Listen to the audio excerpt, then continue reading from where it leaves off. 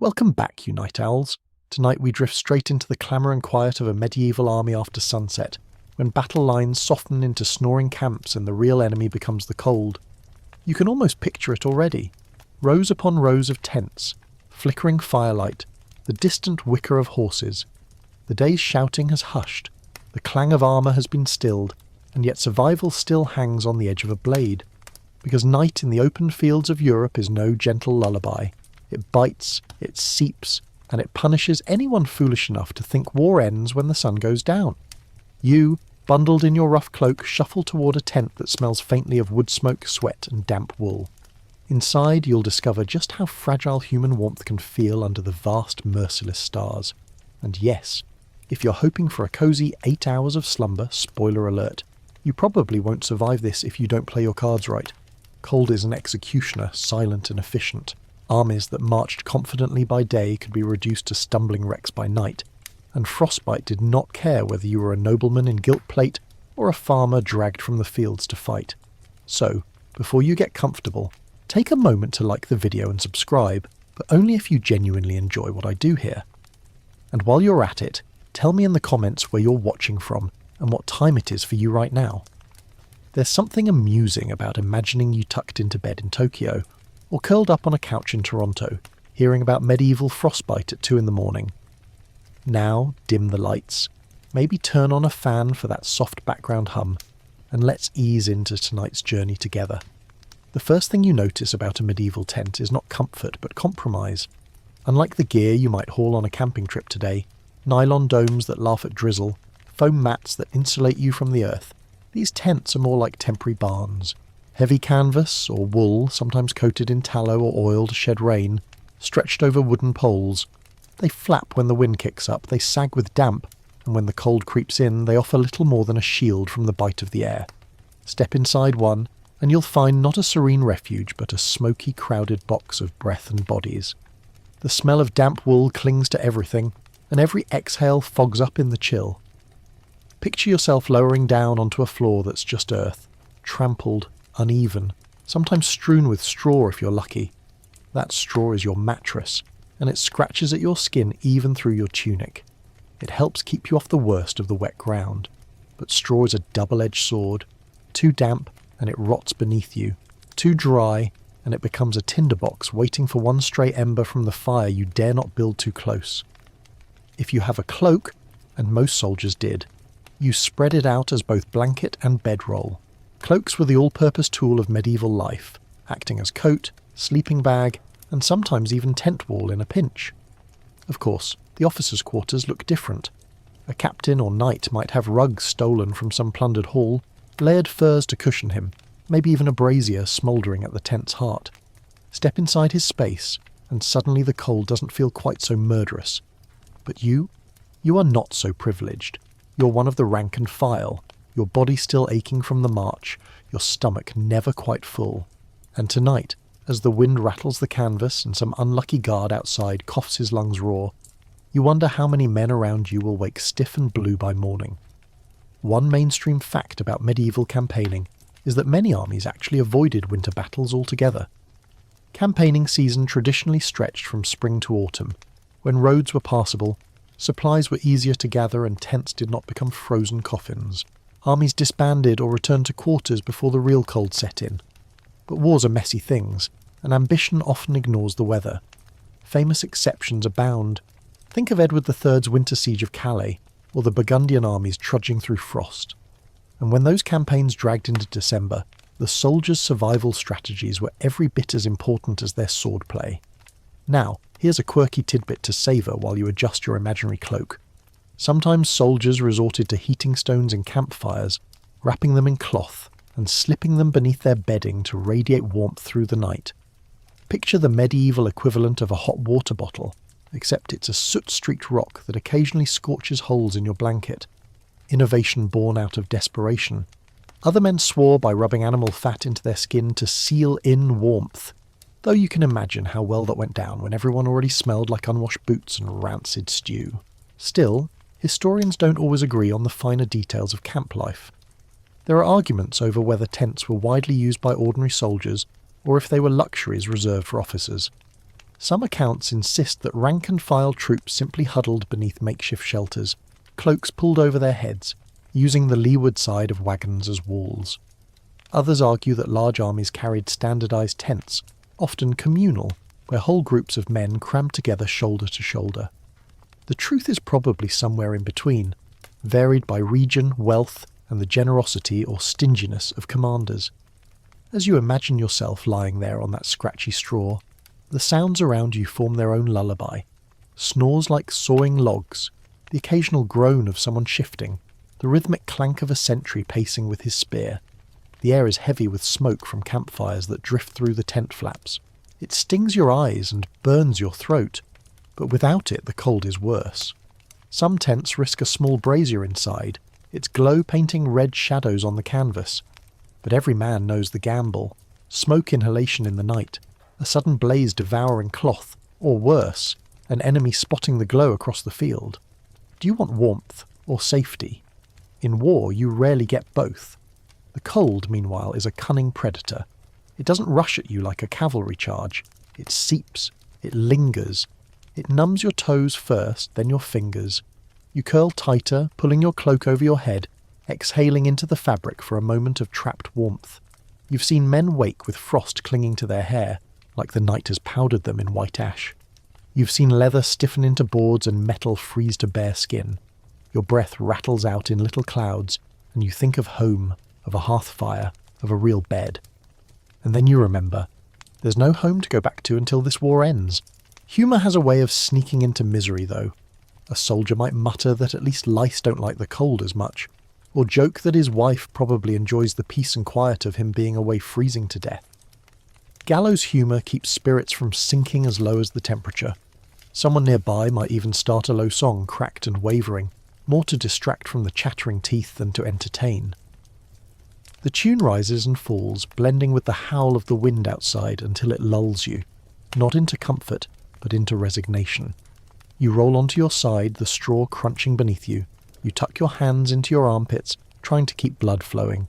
Your tent mates shift as well, each man instinctively curling toward the next. Cloaks overlap, shoulders pressed together.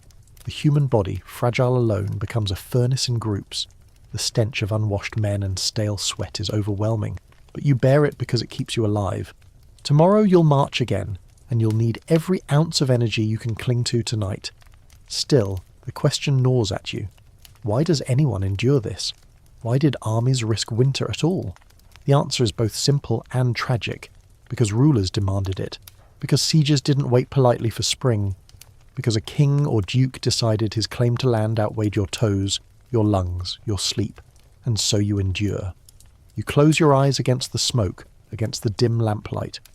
Somewhere outside a horse whinnies and stomps steaming in the night. A dog barks, then whimpers. The camp is alive, restless even in slumber, and you, shivering, half suffocated, scratching at straw, are part of its heartbeat. This is medieval sleep in a war camp, a negotiation with death every night, one breath at a time. You're still lying there in that smoky tent, your body trying to find warmth in the damp air when it hits you. The difference between life and death tonight isn't just whether your cloak covers your toes, it's how many layers of fabric you've managed to pile on. Forget high-tech thermal gear. In the Middle Ages, the ultimate insulation system was wool, linen and whatever scraps of cloth you could stitch together.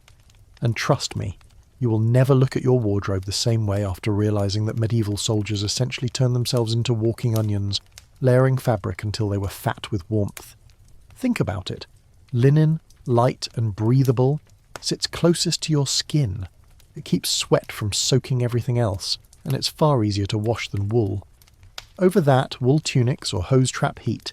Add a cloak, maybe two if you're lucky, and suddenly you've built a medieval insulation system. No zippers, no synthetic padding, just fibres that breathe, absorb, and stubbornly refuse to let go of heat. And wool had a kind of magic to it. Even when damp, it still held warmth, unlike linen or cotton. If you're trudging through sleet, it's the wool that saves you, not the undergarment that clings coldly to your skin. Now, it might sound quaint. Cloth as technology. But don't underestimate how seriously soldiers took this. A single extra layer could mean the difference between restful slumber and a night of teeth-rattling misery. Men wrapped extra shirts around their heads, tied strips of fabric around their hands or stuffed rags into their boots.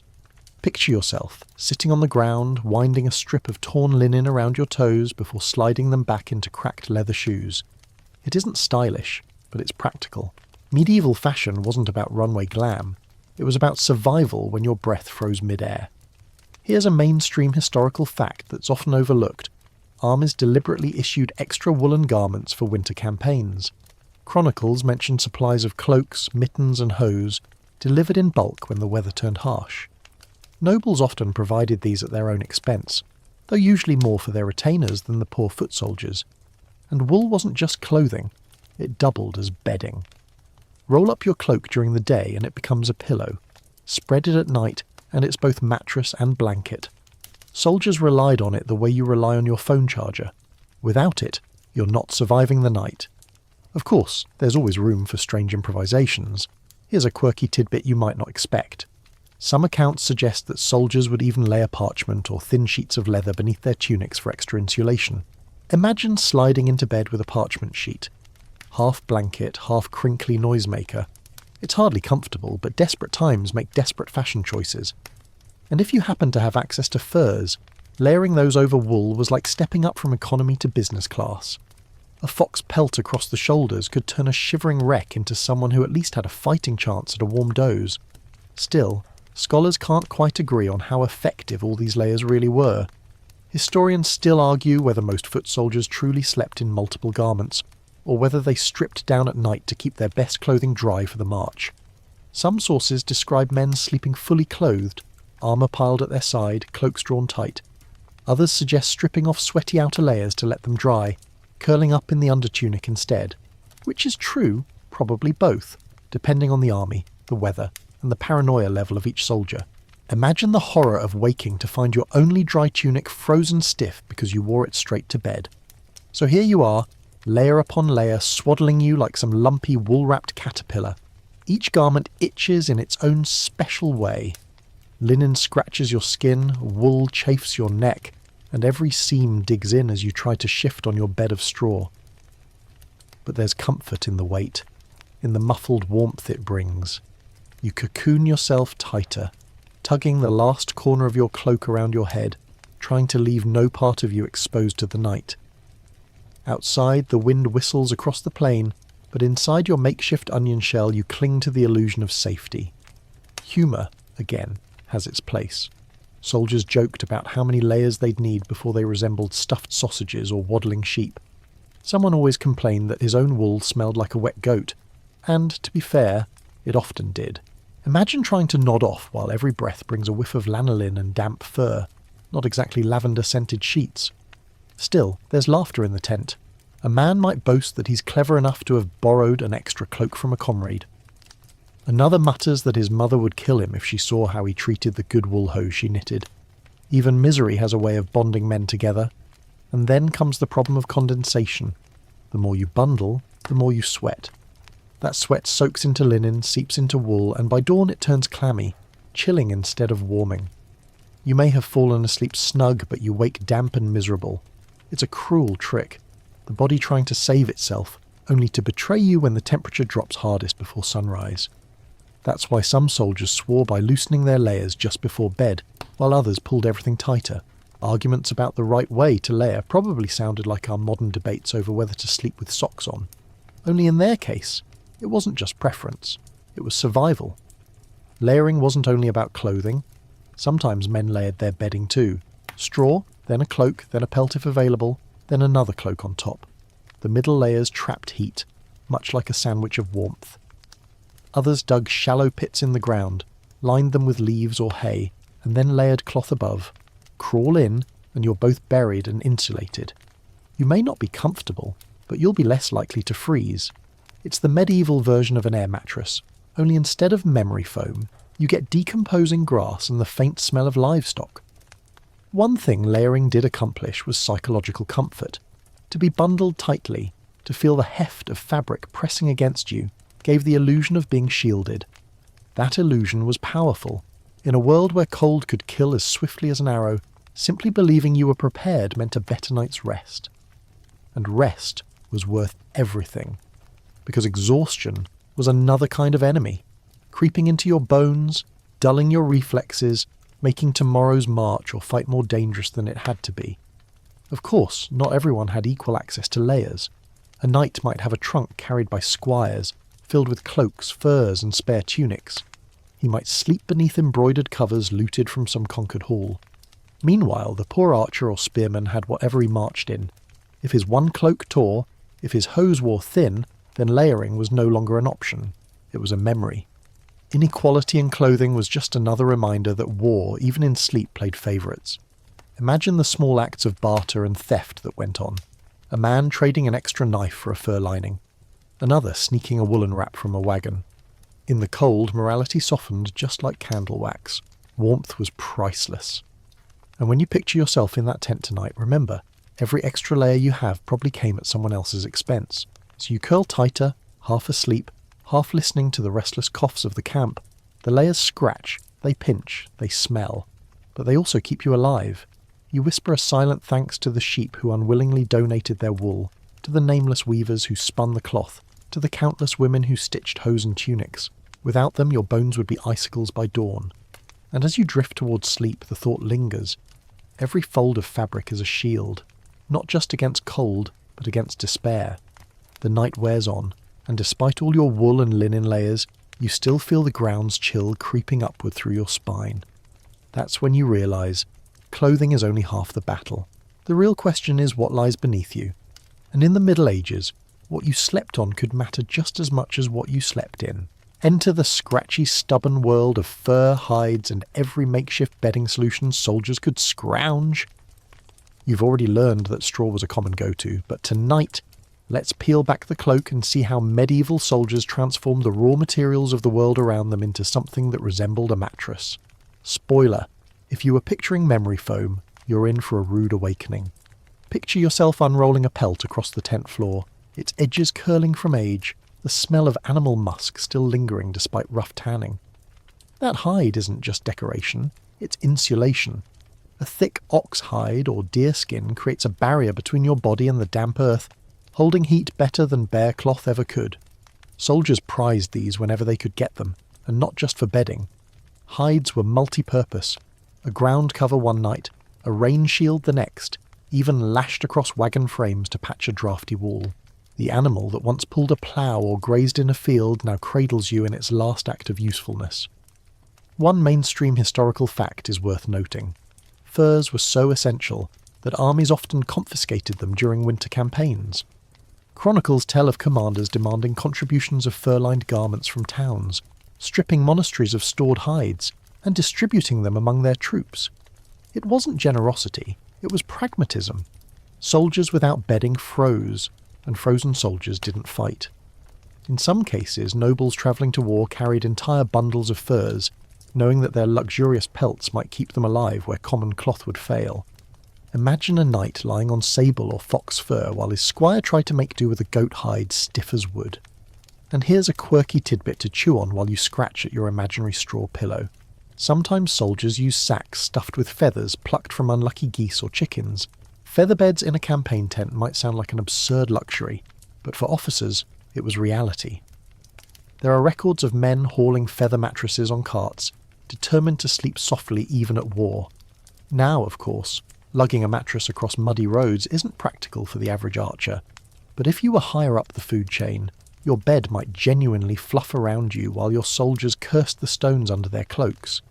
Still, historians don't fully agree on how widespread these comforts were. Scholars still debate whether most common soldiers consistently had straw or hides, or whether they often slept directly on the ground with only their cloak beneath them. Some argue that large armies brought wagons filled with straw precisely for this purpose.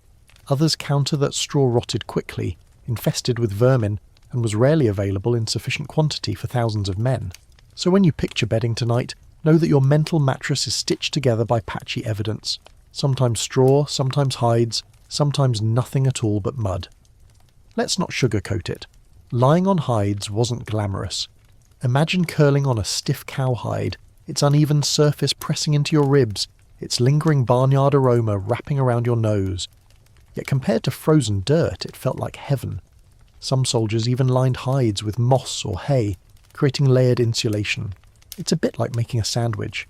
Hide at the bottom, plant stuffing in the middle, another hide on top. Climb in, and suddenly you've built a primitive sleeping bag. Uncomfortable? Absolutely, but also clever. Of course, you can't ignore the humour here. Imagine the grumbling as men compared their beds. One soldier claims he has the deluxe suite because he scrounged an extra horse blanket. Another brags about sleeping on a fur so soft that fleas must pay rent, and inevitably someone mutters that the only thing missing is a maid to turn down the straw. The laughter helps them forget that their actual bedding is more likely crawling with lice than anything resembling comfort. Beyond hides and straw, improvisation was endless. Soldiers pulled pine boughs into tents, spreading them as mattresses. The resin's sharp scent filled the air, masking the smell of sweat for a night.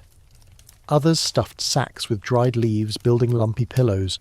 In desperate cases, men even lay atop their own shields, cloaks piled on top, the cold iron underneath reminding them of the battlefield even in dreams. Imagine drifting off while your back protests the press of a wooden shield rim, knowing that at least it kept you dry from the mud beneath. Here's a small, peculiar note. There are accounts of soldiers smearing mud or clay into cracks around their bedding pits to block drafts. The hardened earth acted like insulation, forming a kind of earthen cradle. It sounds absurd until you realise how every ounce of warmth mattered. Some even believed that burying themselves partially in earth, then layering hides above, trapped body heat more effectively. In effect, they made themselves into human potatoes roasting in their own dirt oven. And while it sounds claustrophobic, for some men it worked. Let's not forget the role of horses and pack animals here. Sometimes, hides were cut fresh from slaughtered beasts, spread raw beneath men who had no other options. The warmth of recently killed hides lingered for hours, like a grisly hot water bottle. By morning, of course, the hide stiffened, but for that one night, it was blessed relief. Picture yourself curling onto a still-steaming ox hide, equal parts disgusted and grateful. Medieval sleep was not for the squeamish. Now, the scholars may bicker, but one truth emerges. Bedding was always temporary, always fragile. Straw grew damp, hides stiffened, moss-moulded. Soldiers constantly refreshed or replaced what they slept on. You couldn't hoard bedding for weeks without it turning into a nest of vermin, which meant every camp brought the same nightly scramble. Who could find straw? Who had a hide? Who would end up on the cold, bare ground? And you, lying there in your layered tunics, realise just how precarious comfort really is. Still, it's fascinating how human beings adapt. When one soldier's bedding gave out, he might lie half on another's cloak pressed shoulder to shoulder. Men rotated sleeping spots, shared hides, bartered straw. There's something both tragic and heartwarming about it. Warriors, fierce by day, reduced to shivering children at night, grateful for a patch of dry fur or a borrowed blanket. War stripped them down, not just of comfort but of dignity, until survival was the only measure left. So as you close your eyes tonight in that imaginary tent, listen to the chorus of snores, coughs and rustling hides. Feel the rough texture under your cheek, the smell of fur clinging to your nose.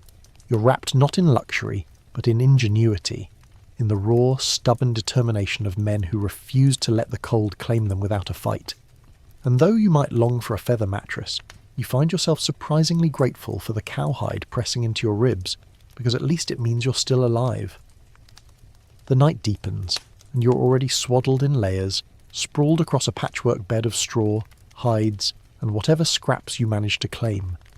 Yet the cold still presses in like an unwanted guest, sliding beneath your cloak, finding its way into your bones, and so your thoughts drift to fire, the one thing that promises immediate relief. Out in the camp's centre, flames flicker high, orange tongues licking the air, sparks rising into the darkness. Every medieval army depended on fire as much as on steel, but here's the truth. The campfire was a double-edged sword.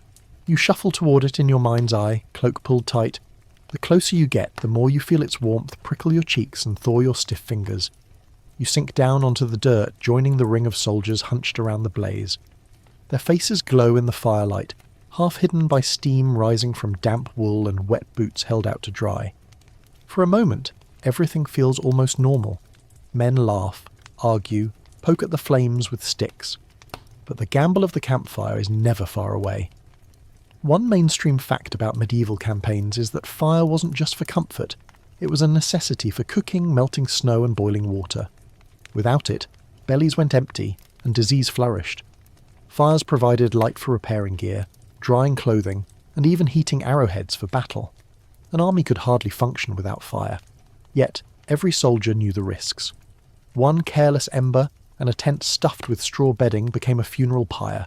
Smoke trapped in enclosed spaces suffocated men before they realised they were choking. And beyond the camp's edge, enemies could spot a fire's glow from miles away, guiding raiders straight to your position. And here's a quirky tidbit to imagine. Sometimes soldiers heated stones in the fire, wrapped them in cloth and smuggled them back into their tents like primitive hot water bottles. These glowing companions radiated heat for hours, enough to make the difference between shivering and sleeping. Of course, occasionally a soldier rolled onto one mid-slumber and woke cursing with a scorched backside. Medieval ingenuity always came with a few singed surprises. Historians still puzzle over how disciplined armies really were about fire placement. Some sources describe strict regulations, campfires clustered in designated pits, carefully arranged to reduce visibility and control sparks. Others depict chaotic scenes of flames everywhere, each group of men starting their own, regardless of the danger. Which was true? Likely both, depending on the commander's paranoia and the soldier's exhaustion. If you're frozen to the marrow, discipline about firelight feels less urgent than survival. Now imagine the sensory reality. Smoke curling upward, sharp and acrid, catching in your throat. It clings to wool cloaks, seeps into hair, coats everything with a fine black film. By morning, your eyes sting and your nose runs. But at least you weren't an icicle. Around the flames, men roast hunks of meat, their fat dripping into the embers with a hiss. The smell drifts through camp, mixing with the odour of sweat and mud. Hungry eyes watch, some soldiers gnawing bones scavenged from the last slaughtered ox. Fire wasn't just warmth, it was morale in physical form. Yet fire was dangerous inside tents. Some commanders banned braziers altogether, fearing they would tip and spread disaster. Others allowed them, trusting soldiers to be careful. Imagine a small clay pot glowing in the corner of a tent, its coals whispering heat. You drift to sleep beside it, only to wake coughing as the smoke builds. Some never woke at all. To light a fire indoors was a gamble with breath itself, comfort bought with risk.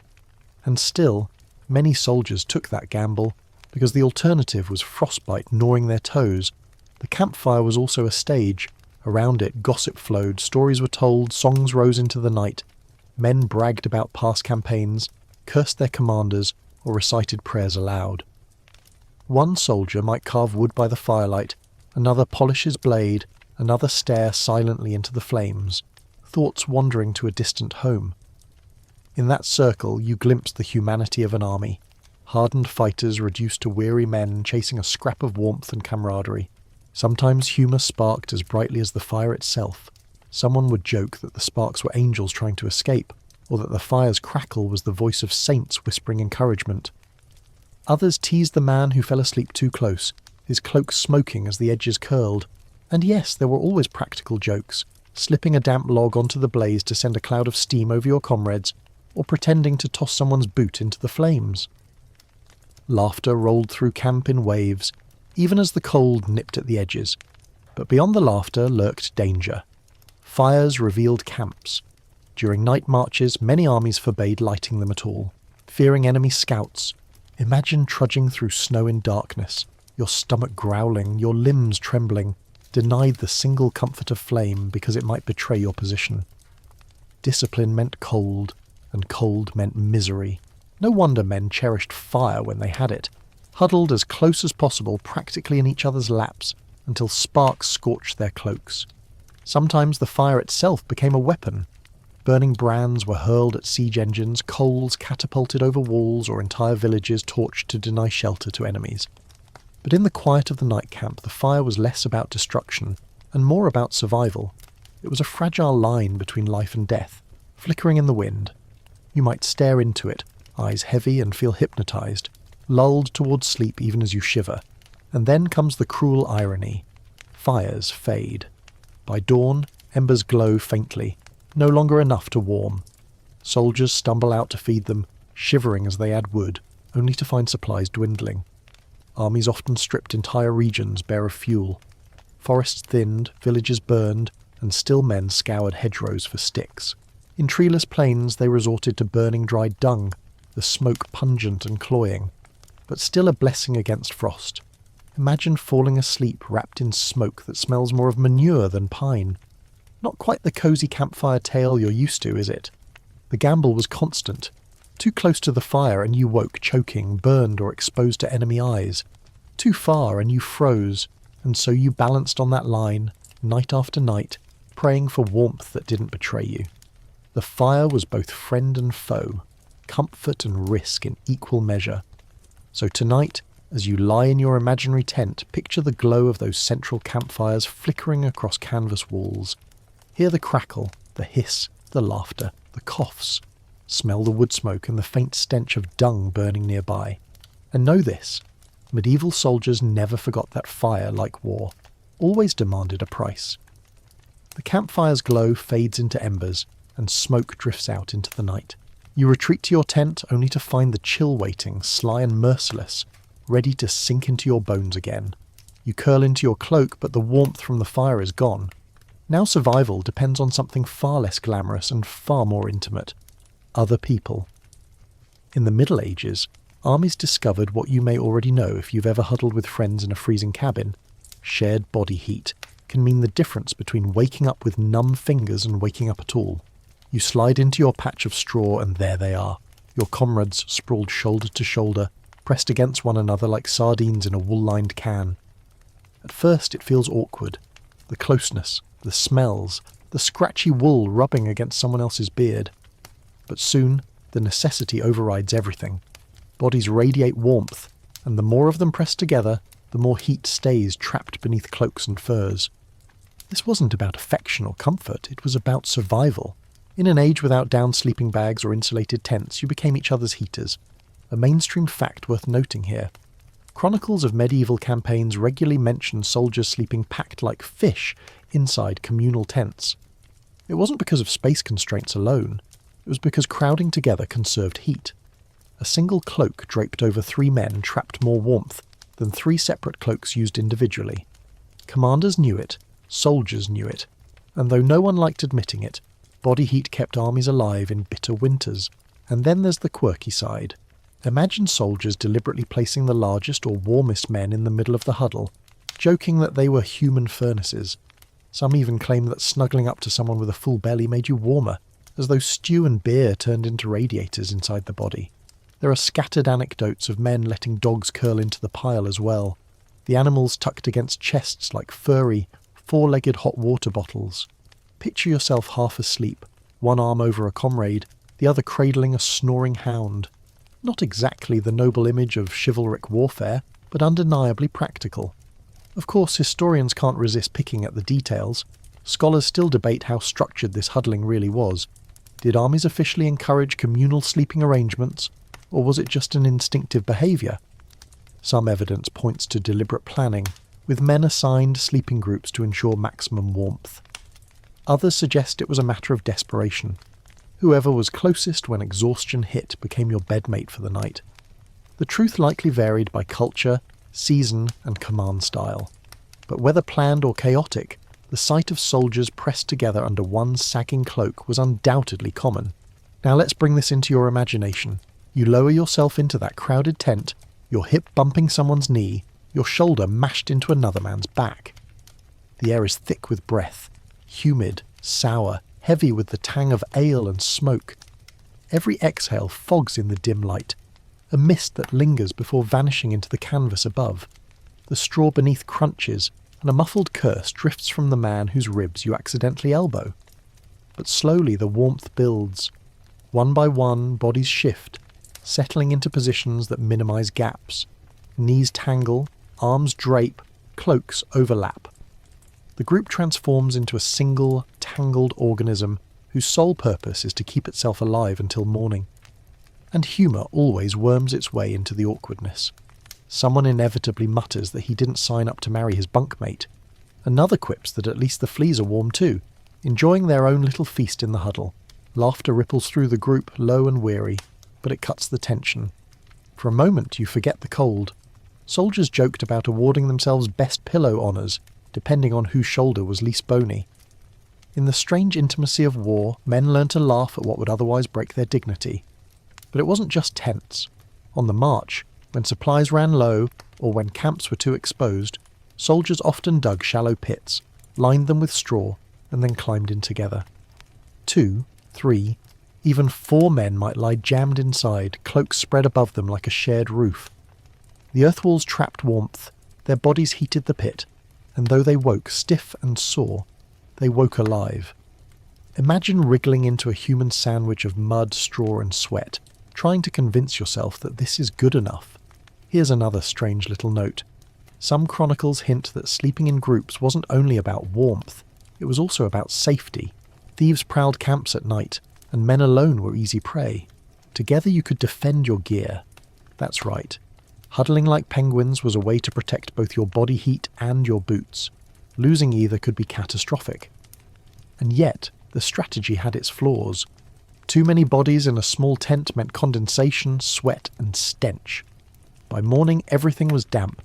Cloaks stuck to skin, straw turned to mush, and men woke groaning at the smell. It was the price of survival. And it wasn't always foolproof. If temperatures dropped far enough, even shared heat couldn't prevent frostbite. Imagine opening your eyes to find the man beside you dead, his warmth gone sometime in the night. A chilling reminder that cold was a relentless enemy. But for all its discomfort, shared body heat became part of the rhythm of camp life. Soldiers developed unspoken rules.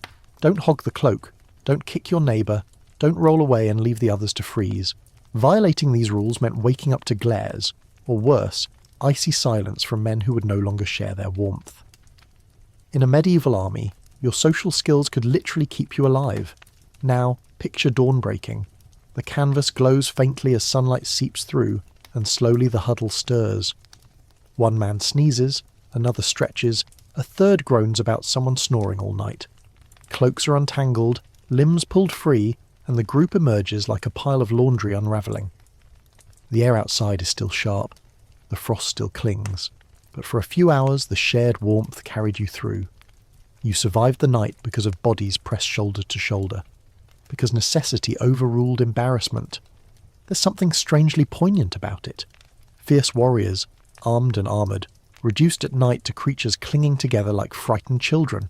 No matter how many victories they won by day, at night they learned humility in the simplest form, warmth borrowed from another body.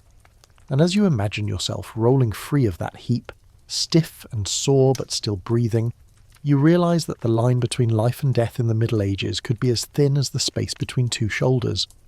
The night presses on, frost thickening on tent ropes, breath fogging heavier with every exhale. You've already learned that layering clothes, huddling with comrades, and stretching hides beneath you are crucial tricks. Yet hunger and thirst remain relentless saboteurs of warmth.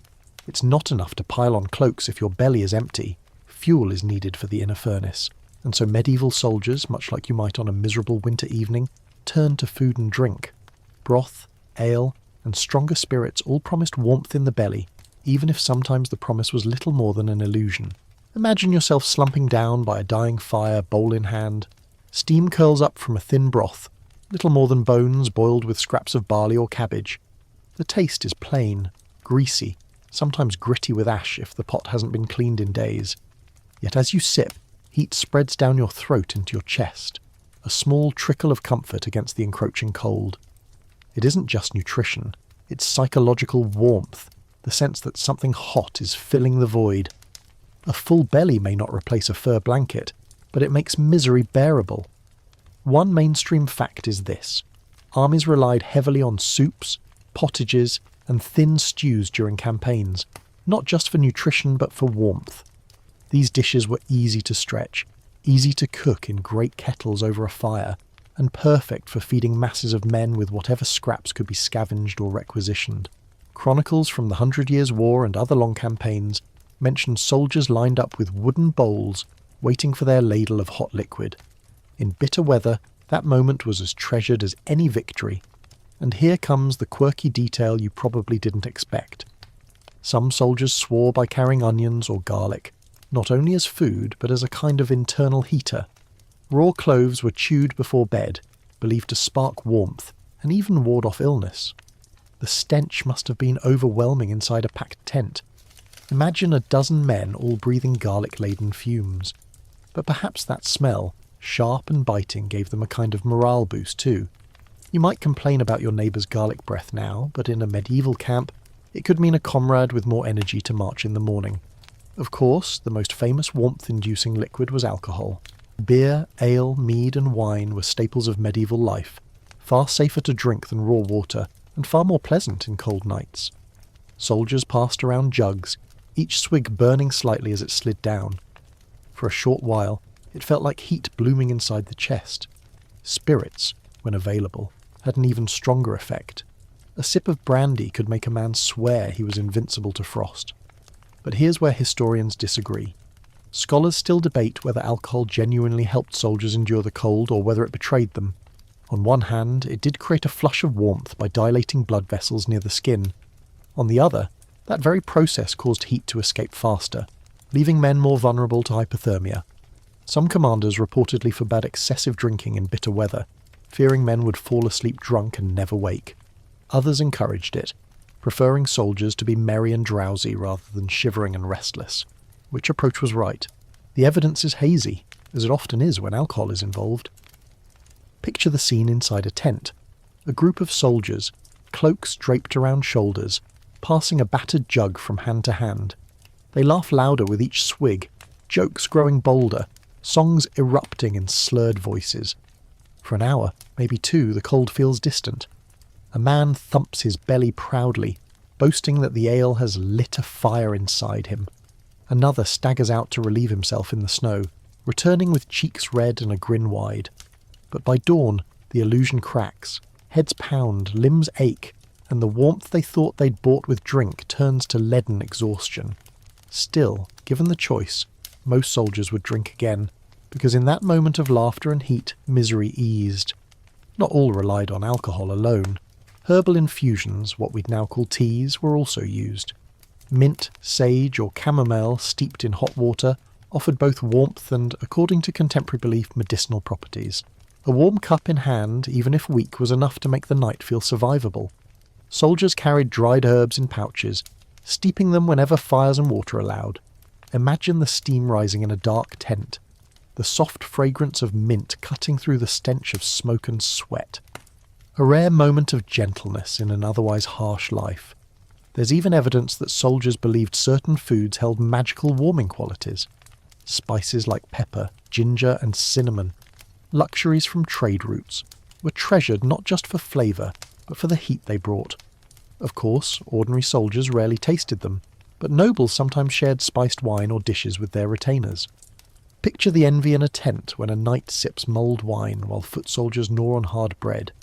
Yet even the smell drifting through camp gave the illusion of warmth. Now, imagine how it all blends together. A belly filled with greasy broth, chased with a swallow of ale, maybe capped by a chunk of bread stuffed in your mouth as you pull your cloak over your head. The warmth is fleeting, yes, but it's enough to lull you towards sleep. Your body works through the food, producing heat. Your mind clings to the memory of hot liquid sliding down your throat. And for a few hours, you almost feel human again, instead of a frozen cog in the machinery of war. But alcohol and food weren't just about warmth, they were about ritual. Sharing drink created bonds. Passing a bowl of stew reminded you that you weren't alone. The belly warmth was real, but so was the morale warmth, the sense of belonging in a sea of hardship. And in war, morale could be as life-saving as a dozen cloaks. Of course, laughter often followed food and drink. Soldiers might joke that their broth was so thin it couldn't drown a flea, or that their ale had been watered down more than the nearby river. Jests about belly heat were endless. Drink enough and you'll sweat yourself dry. Even misery became a punchline because humour warmed as surely as fire did. Still, the dangers remained. Too much ale and a soldier might sleep too deeply, failing to wake for guard duty or even for dawn. Too little food and no amount of layering would stop the cold from gnawing at him. The belly was both furnace and fragile reservoir. If it was empty, everything else failed. And you, lying in your tent clutching the memory of broth, know this truth. Warmth starts from within. and in the medieval camp the belly was both battlefield and shield. So tonight, picture yourself with that steaming bowl in hand, the wooden rim warm against your palms. Feel the heat slide into you, filling the hollowness with a glow. Imagine the laughter of comrades as a jug passes, the hum of a song drifting in the smoky air. For a little while the cold is held at bay, not defeated but delayed. And in war, delay is sometimes victory enough. You've warmed your belly with broth, luffed into your ale, and tucked yourself in among cloaks and comrades. Yet the night still has another trick: dampness. Cold alone is cruel, but cold married with wet is merciless. And here's where the tent itself takes centre stage. Forget nylon and carbon fibre stakes. A medieval army's home was canvas, leather, and whatever waterproofing tricks ingenuity could muster. To sleep without freezing, you needed not only warmth inside, but a shelter capable of holding back the night sky's endless drip. You duck your head beneath the flap. The fabric brushes your hair, stiff with grease and soot. The tent is heavy, almost absurdly heavy by modern standards. Canvas made from hemp or flax fibres, thick as a rug, stretched taut across wooden poles. Sometimes woolen cloth joined the mix, woven tight enough to slow the rain. To you, it looks less like camping gear and more like a ship's sail hammered into a hut. And indeed, many tent makers were also sail makers. Both crafts relied on fabrics able to endure strain, weather and wind. A mainstream historical fact stands here clearly. Noble tents were marvels of fabric architecture. Chroniclers describe pavilions striped in bright colours, lined with silks, decorated with embroidered emblems. The Duke of Burgundy's camp, for instance, was once said to look like a city of cloth, banners snapping above in the wind. Ordinary soldiers, though, didn't sleep under such grandeur. Their shelters were crude conical tents, simple rectangles lashed together, or even communal long tents resembling stretched barns. Yet whether elaborate or humble, all tents faced the same enemy: water. And water always finds a way in. Imagine lying on your straw bed as the canvas darkens with rain, drops tapping steadily, then dripping through at the seams. You tug your cloak tighter, but dampness creeps anyway. A puddle pools beneath your hip. The cold isn't just around you now, it's beneath you, inside you, turning your bones to ice. Without waterproofing, tents became prisons of misery, so soldiers turned to tricks. Here's a quirky tidbit you may not know. Tent fabrics were often treated with animal fats, tallow, or even fish oil to repel moisture. Picture a team of squires smearing greasy paste across canvas, the air reeking like a fishmonger's stall. The result was waterproof enough to turn raindrops into beads that slid away. Unfortunately, it also stank terribly, clung to clothing, and left every soldier with a faint perfume of rancid oil. But compared to waking in a puddle, it was a small price. Leather, too, played its part. Thick hides stretched across tent roofs offered both wind resistance and waterproofing, though they weighed so much that only the wealthiest armies could afford them. A leather tent was like sleeping under a wagon tarp, oppressive, dark and suffocating, but at least dry. Some accounts even suggest commanders carried leather storm tents, small and cramped, used in emergencies when weather grew savage. Imagine huddling inside one, barely enough space to sit, the rain hammering outside while you choke on the musty smell of hide. Historians still quarrel over how widespread waterproofing really was. Some argue that oiled canvas was common, while others insist it was a luxury too expensive for mass armies. Evidence is patchy. Fragments of treated cloth in museums, descriptions from chroniclers, occasional bills for tallow or resin. Was the average soldier's tent reliably dry? Or did most men accept dampness as inevitable, layering straw and cloaks to soak up leaks? The debate continues, leaving us with an image that shifts like shadows in firelight, sometimes dry, sometimes miserably wet. Inside, you notice how soldiers adapted. They dug trenches around tents to divert rainwater, heaping mud into little ridges. They stacked shields or wagons against the windward side, bracing the canvas from collapse. They even draped spare cloaks over leaky patches, transforming clothing into emergency shingles. Every night became a construction project, every drop of rain an enemy arrow finding gaps in their defences. And the sound, oh, the sound. Rain drumming on canvas becomes a lullaby and a torment in equal measure.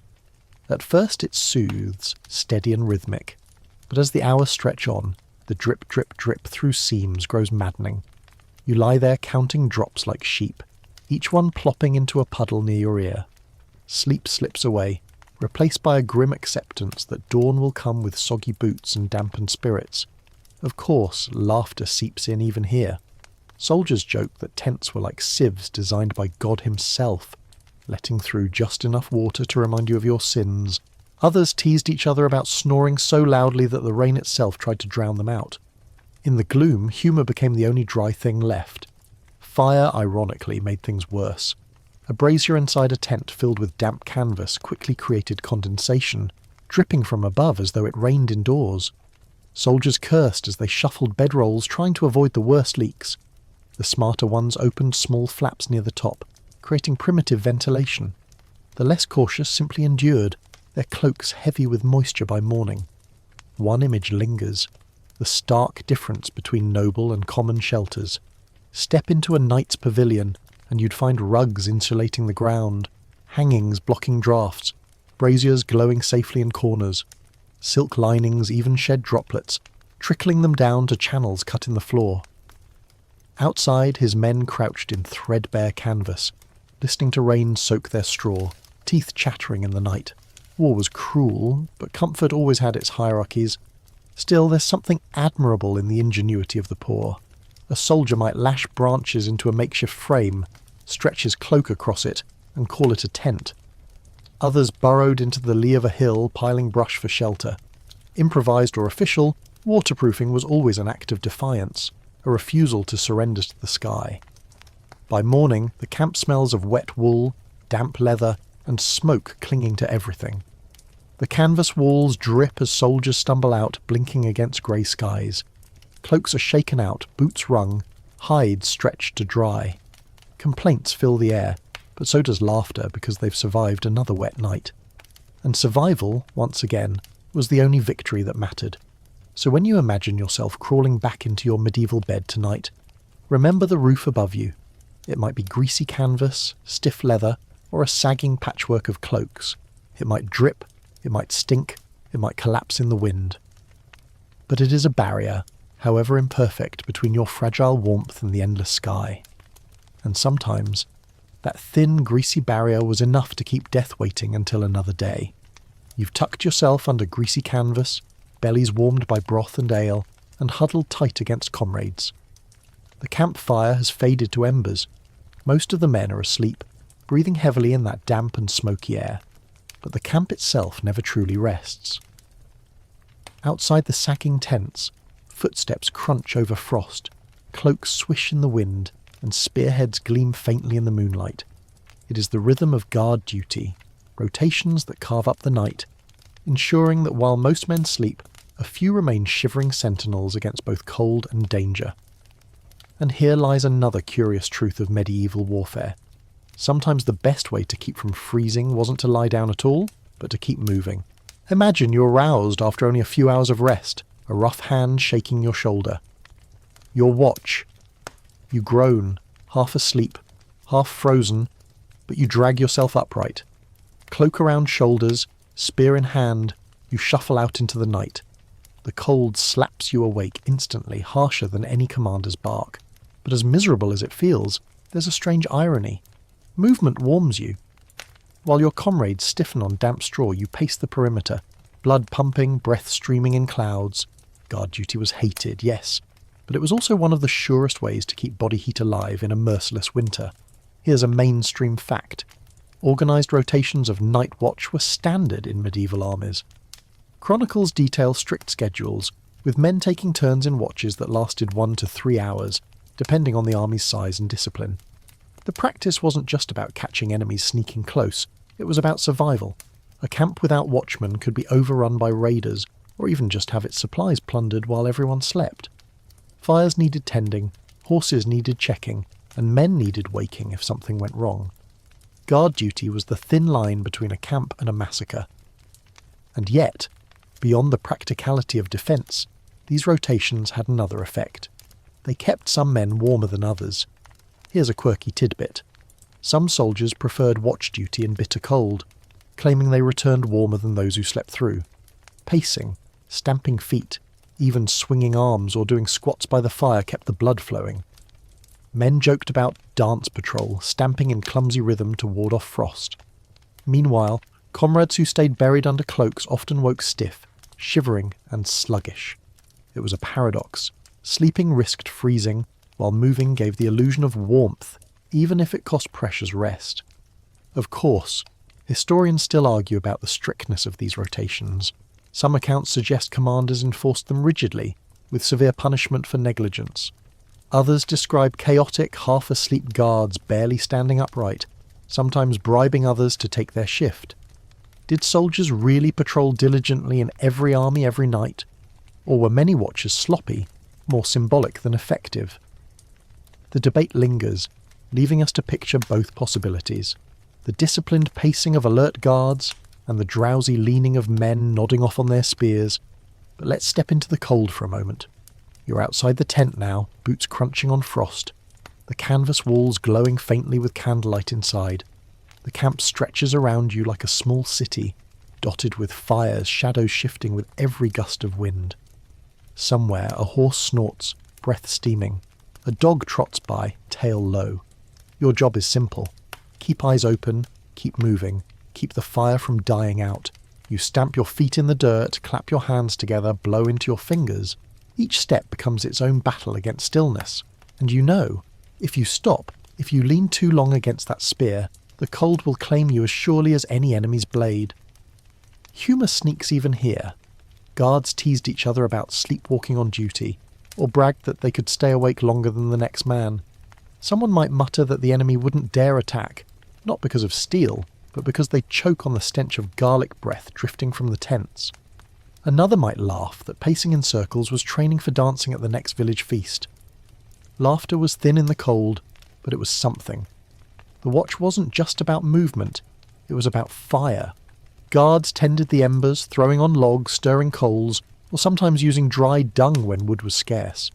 The fire's warmth was both comfort and responsibility. Let it die, and the entire camp suffered.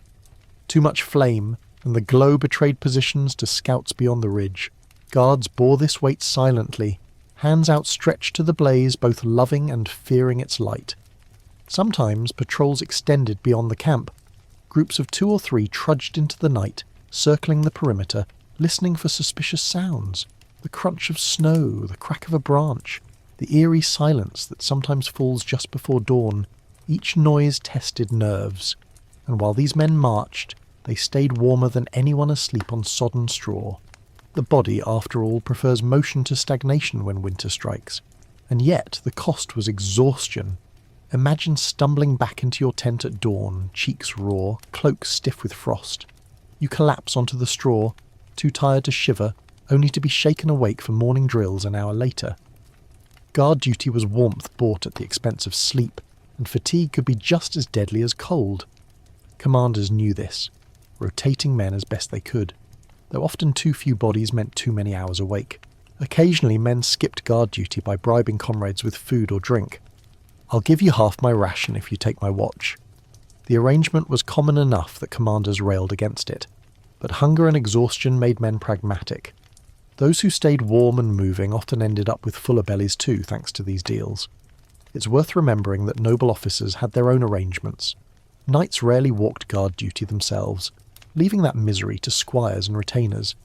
Instead, they might pace in larger tents, or ride out with companions if danger seemed close. Once again, rank decided not only how you fought, but how you froze. By dawn, the watch is relieved. The new shift stomps into the cold, while you stumble back into the tent shaking straw from your cloak. Your comrades grunt as you crawl into the huddle, radiating the last scraps of warmth your patrol earned. Sleep comes quickly, though shallow, as the first light of day creeps across the horizon. There's something poetic in it. The idea that in the harshest nights survival was found not in stillness, but in motion. That the act of guarding, pacing and tending flame was as much about saving lives from cold as saving them from enemies. And so, as you drift in and out of restless dreams, the memory of your footsteps in the frost lingers. The night was long, the cold unyielding, but you endured by moving.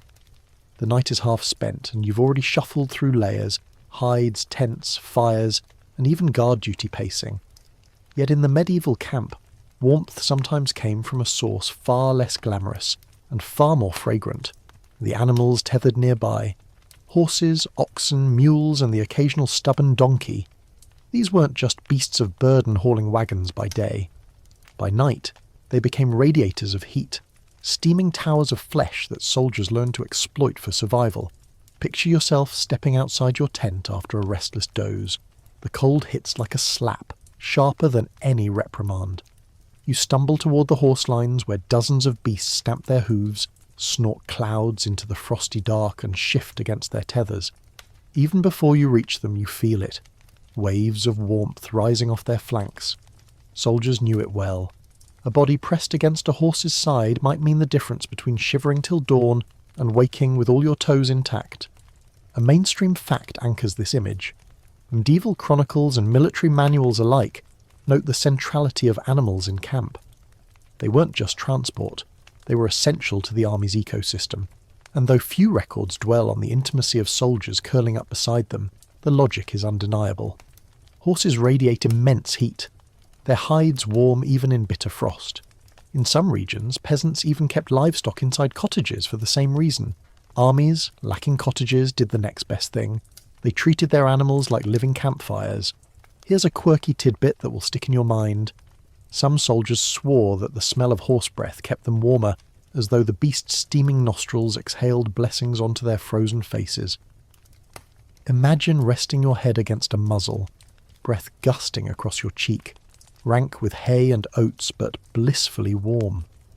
Others crawled beneath oxen carts, bedding down where animals' bodies and manure combined into a surprisingly snug microclimate. Not luxurious, no, but survival rarely is. Of course, historians don't entirely agree on how widespread this practice was. Some argue that the idea of soldiers sleeping directly against animals is romanticised or exaggerated, pointing out the risks of being kicked or trampled. Others counter that in desperate winter sieges, with men dropping from frostbite, the risk was worth it. Accounts of Napoleon's later campaigns describe soldiers sheltering against horses during Russian winters. Could medieval men have done the same centuries earlier? It seems likely. The debate remains, flickering like a fire struggling against wind. Imagine the sensory reality. You slide down beside a horse's flank, your cloak spread under you. The animal shifts, muscles rippling like warm boulders beneath its hide. Steam rises from its back, visible in the moonlight, and the smell of sweat and manure wraps around you. Your cheek presses against coarse hair, damp but radiating life. Every shift of the beast jolts you awake, but you endure, because the warmth is undeniable. Even the sound comforts you. Steady breathing, the occasional grunt, the thud of hooves against frozen earth. It is as close to a lullaby as war offers. Soldiers developed tricks to maximise this warmth. Some clustered animals together in windbreaks, tethering horses close so that their combined heat created pockets of warmer air. Others built crude shelters not for themselves but for the animals, knowing that tending to the beasts meant tending to their own survival. A horse that froze was a lost mount, a lost engine of war, and a lost bedfellow of warmth. Pragmatism ruled every decision. Humour, inevitably, cropped up in these arrangements. Imagine a soldier bragging that his horse was a better tent mate than his comrades because at least it doesn't snore. Another quips that he's upgraded from straw to stallion mattress. Jests about smelling like a barn followed men who spent the night curled against oxen, but the laughter hid envy. Warmth is warmth, no matter how it smells. Sometimes, though, the arrangement was less voluntary. During forced marches in sleet or snow, men slumped against animals simply because they collapsed there. A weary soldier stumbling beside a mule might slide under its belly for shelter, dozing against its ribs until a comrade tugged him up. Desperation blurred the line between strategy and accident, and often that accident was the only reason a man woke alive. There's also the oddity of dung. Yes, it smells foul, but dried animal droppings were burned for fuel in treeless regions. Fresh piles, however, radiated heat of their own. Some men lay near them, cloaks draped across, harnessing the earth's least romantic heater. Picture a soldier joking, better warmed by dung than frozen to death as he curls on a steaming patch of muck. Not glamorous, but pragmatic. And then there was the companionship. A man leaning against his horse in the freezing dark wasn't just seeking warmth, he was seeking comfort. These beasts carried men through battles, hauled their supplies, and became their silent confidants. Stroking a mane while whispering complaints about cold and hunger wasn't unusual. For a few minutes, man and beast shared a bond that transcended war, survival through mutual body heat. Yet danger lingered. Horses could kick in the night, or panic if startled. More than one soldier likely woke to bruises from a hoof, or found his cloak trampled into mud. Commanders may have discouraged sleeping too close, fearing accidents or theft of valuable war horses. Still, in bitter winters, orders bent under reality. Men did what they had to. At dawn, the scene is striking. Steam rises not just from men's breath but from lines of horses, their backs glistening, tails swishing. Soldiers rouse themselves stiffly, cloaks stinking of stable musk. Some wipe manure from their hems, others laugh at the smell clinging to comrades. Yet for all the discomfort, they survived the night. Their gratitude to the animals is silent but real. There's a certain poetry in this picture. Warriors, proud and armoured by day, reduced by night to clinging to beasts for warmth. The line between man and animal blurs. Survival makes equals of them. And as you, in imagination, curl once more against that steaming flank, you realise this. Medieval armies didn't just march on their stomachs. They slept on the backs, bellies, and breath of their animals too. The night has dragged on, each hour colder than the last. You've pressed against comrades, leaned into steaming animals, wrapped yourself in cloaks and hides. Yet even so, the cold keeps prying under every layer. And so, desperate soldiers of medieval campaigns resorted to crude, ingenious, sometimes downright strange insulation hacks. Anything that might trick the night air into sparing them. Forget neat sleeping bags or insulated mats. Think of moss stuffed in boots, mud packed against tent walls, and straw piled so high it turned into a second ceiling. Picture yourself crawling into your tent again, straw crunching underfoot. It's not just bedding anymore. Tonight, you and your companions have dragged armfuls of hay, moss, even pine needles inside to line the walls. A thick carpet muffles the damp earth, while the green of the moss peeks through like some crude medieval shag rug. It's scratchy, yes. It smells of animals and resin. But the insulation is real. The air inside is warmer, the ground less punishing. You've built yourself a primitive cocoon against the frost. Here's a mainstream fact that often surprises modern ears. Medieval soldiers routinely scavenged natural materials for insulation. Chronicles mention men piling rushes and straw in tents, not just for bedding but to cover walls. In northern campaigns, soldiers stuffed moss into cracks and even layered turf on tent roofs. These makeshift measures weren't luxuries. They were as essential as weapons. An army that couldn't insulate itself might wither before it ever reached battle. And then comes a quirky tidbit. Some soldiers are said to have smeared mud or clay along the lower edges of tents, sealing gaps where wind cut through. Once hardened, these little earthen walls trapped warmth like a crude radiator. Imagine the sight. Men on hands and knees plastering mud onto fabric, turning their tents into strange hybrids of hut and burrow. The method worked, though you can guess the laughter it inspired. We're not soldiers anymore, we're pigs in pens. Still, the pigs were warmer than the fools who mocked them. Of course, scholars still debate how common such hacks were. Some argue that evidence of moss and turf comes mainly from northern Europe, where cold forced creativity.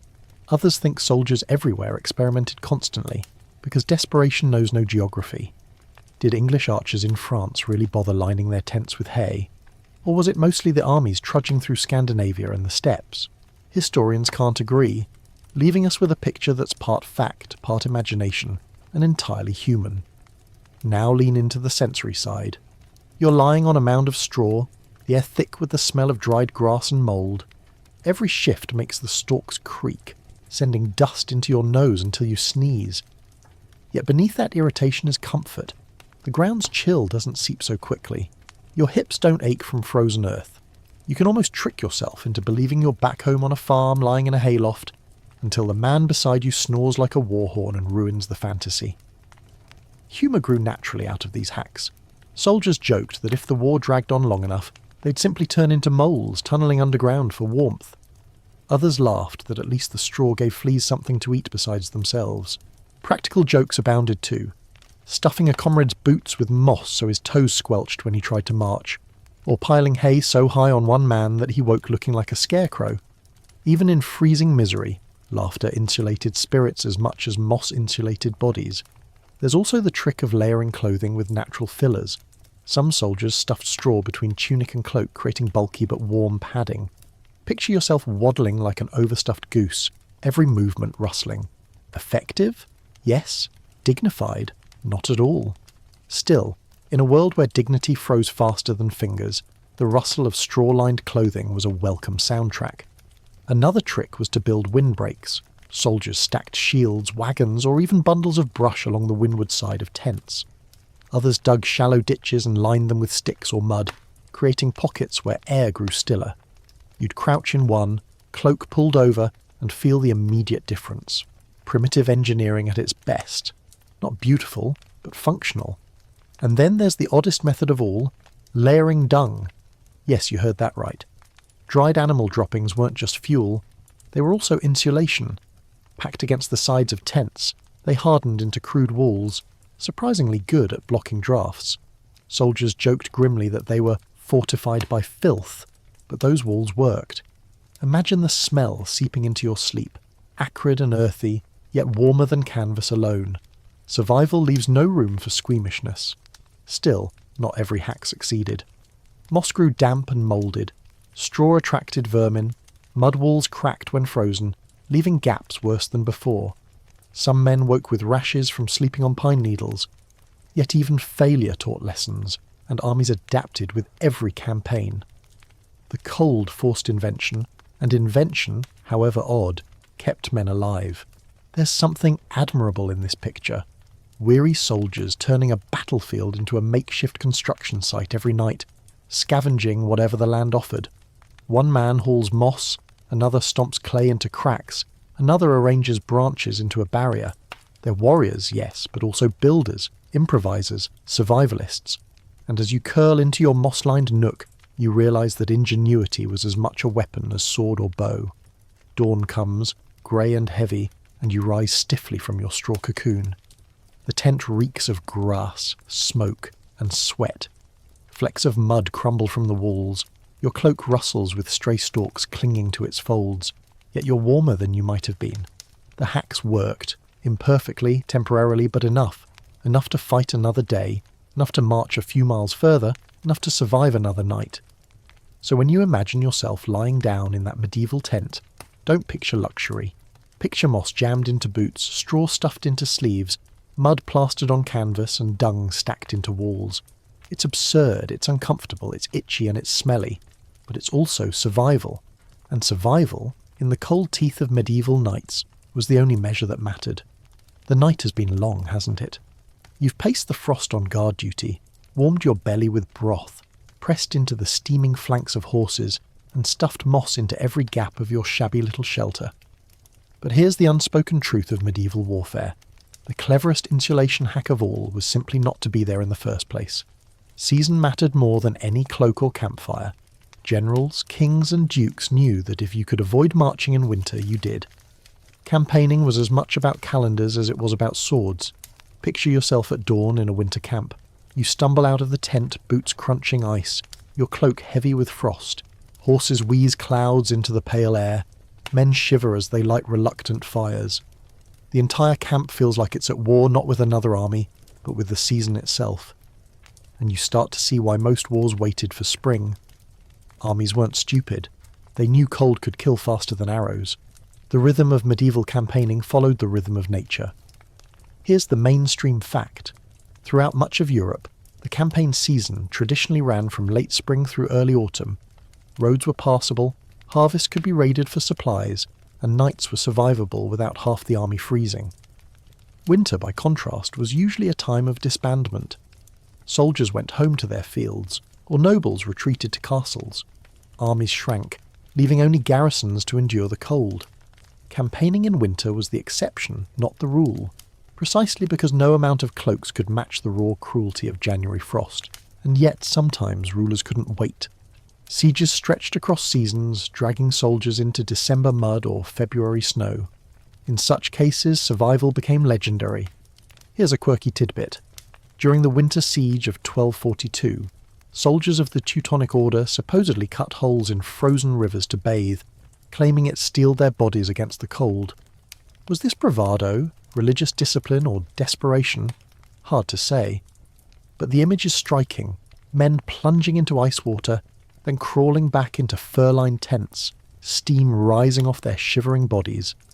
It was less spa day, more survival ritual. Historians still wrestle with how accurate chroniclers were about these winter ordeals. Did whole armies really endure months of frostbite without collapsing? Or did writers exaggerate the endurance of their own side while glossing over the attrition of disease and desertion? Some scholars insist winter campaigns were rare and catastrophic, citing endless complaints of starvation and frost. Others point to the bold winter marches of Edward III, the Burgundians, or the Mongols as proof that it could be done. The debate continues, like a fire that never quite goes out, flickering between exaggeration and reality. But step into the soldier's shoes again. You're no general. You don't choose the season. You only endure it. When commanders ordered winter sieges, you groaned and cursed, knowing that nights meant misery beyond measure. Supplies dwindled because fields lay fallow, roads clogged with mud or snow, and fires consumed fuel faster than wood could be gathered. Every night's sleep became a gamble against exposure. You bundled tighter, you pressed closer to comrades, and you dreamed of the thaw. By contrast, think of summer campaigns. You still sweat, you still march till your feet bleed, but when you collapse at night, the earth is warm beneath you. Straw stays dry, cloaks are light but sufficient. You can lie on your back, staring at stars, and not fear that your breath will crystallize in the air. It is still war, still brutal, but at least the ground does not bite. The irony, of course, is that war didn't always politely follow the farmer's calendar. A castle under siege might not surrender in September simply because winter loomed. If the enemy dug in, you dug in too. Entire armies found themselves trapped in winter quarters outside city walls, living in mud and snow for months. Imagine rows of tents sagging under frost, men coughing through nights, fires guttering out because wood had been stripped from miles around. The season turned every camp into a slow-motion battlefield where the enemy was hunger, cold, and despair. Humour still had its place, though. Soldiers joked that the true generals of Europe were not kings, but General Winter and General Mud. A man might laugh bitterly that the weather killed more soldiers than swords, and he wouldn't be far off. In some campaigns, more men froze in their beds than fell on the field, and yet they kept fighting, kept marching, because orders did not melt away with the snow. Let's make this image sharper. Picture a frozen siege camp in Flanders. Tents sag under icicles, men huddle in cloaks stiff with frost. Fires sputter, smoke curling into grey skies.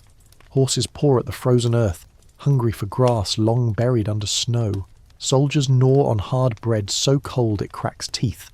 And at night, when they crawl into their straw-lined shelters, they know the enemy is as miserable as they are behind those stone walls. It is mutual suffering, a stalemate of cold.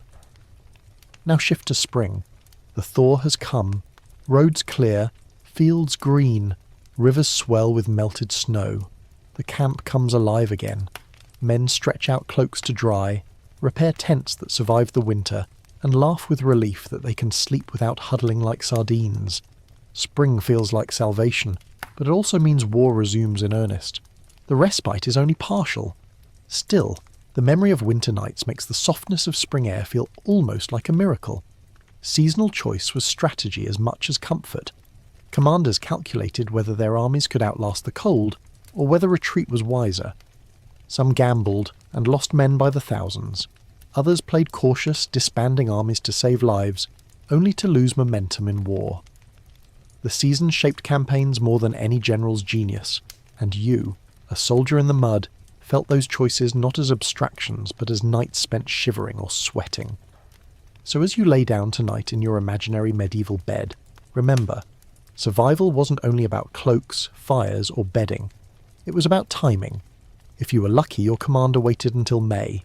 If unlucky, he demanded January sieges. And while nobles debated strategy, you curled under greasy canvas, wondering if spring would come soon enough to thaw your bones. The cold does not strike evenly. Not strike. You've endured the long nights under greasy canvas, stuffing moss into cracks and curling against animals, but glance across the camp and you'll see that not all soldiers sleep the same way. There is a vast gulf between the tent of a common archer and the pavilion of a noble lord. If survival in winter camps is a balancing act, the scale is tilted heavily toward those who can afford to bring half their household with them. War was always a game of hierarchy, and nowhere is that more obvious than in the hours between dusk and dawn. Step with me into a noble's pavilion.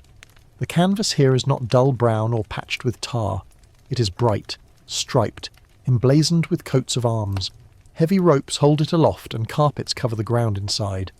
Instead of straw, thick rugs and furs cushion the floor. Chests line the walls, filled with spare cloaks, embroidered garments, even silk underlinings. A brazier glows in the corner, its smoke carried up through a vented flap designed precisely to keep the noble warm without choking him in fumes. He does not lie in a huddle with 5 others. He reclines on a cot or folding bed, a feather mattress beneath him, fur blankets piled high. One mainstream fact underscores this disparity. Noble baggage trains were immense. Chroniclers often mocked how aristocrats dragged luxuries into war, wine casks, furniture, even silverware. At Agincourt, the French nobility's wagons clogged the muddy roads, carrying everything from feather beds to silk-lined tents. Comfort was not a frivolity for them, it was expected. They believed rank entitled them to warmth, even in the middle of a battlefield. Meanwhile, walk a few paces to the tents of foot soldiers, and the contrast is brutal.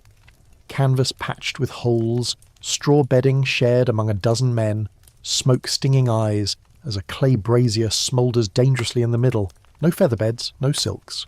Just cloaks, wool, hides if lucky, and body heat pressed together in a heap.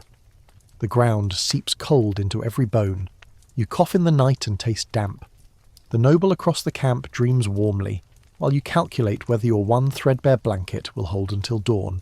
Here's a quirky tidbit. Some nobles went so far as to bring their hunting dogs with them, not as guards, but as bed warmers. Chroniclers describe greyhounds curled at the foot of cots, pampered beasts sharing warmth, while common soldiers outside froze. Imagine grumbling in the straw, hearing a dog bark from the luxury pavilion, and realizing that animal is warmer than you are. It's a bitter joke, but in war, bitterness keeps you awake. Historians still argue over just how wide this comfort gap was. Some suggest that many foot soldiers did have access to decent cloaks, tents, and bedding through communal supply. Others insist the contrast was staggering, with nobles living in relative luxury while their men shivered. The truth likely lies in between. Officers and wealthy knights enjoyed excess, while the rank and file varied depending on the army's wealth and organisation. But the inequality was undeniable, reflected in every breath of smoke and every layer of fur. Now picture yourself standing between the two worlds. To your left, nobles sip hot-spiced wine in silk-lined tents. To your right, archers gnaw on hard bread beside smoky fires. Which side do you belong to? If you're listening now, chances are you're curled among the straw, envying the warmth you'll never touch. You hear laughter from the pavilion, muffled through heavy cloth, while you shift on itchy straw, listening to a comrade cough blood into the night. The senses sharpen the contrast. The noble pavilion smells of wine, polished leather, maybe even incense burned to mask the odour of war. The common tent reeks of wet wool, sweat, and smoke thick enough to sting your eyes. The noble lies beneath furs of sable and fox stroking a hound's ears.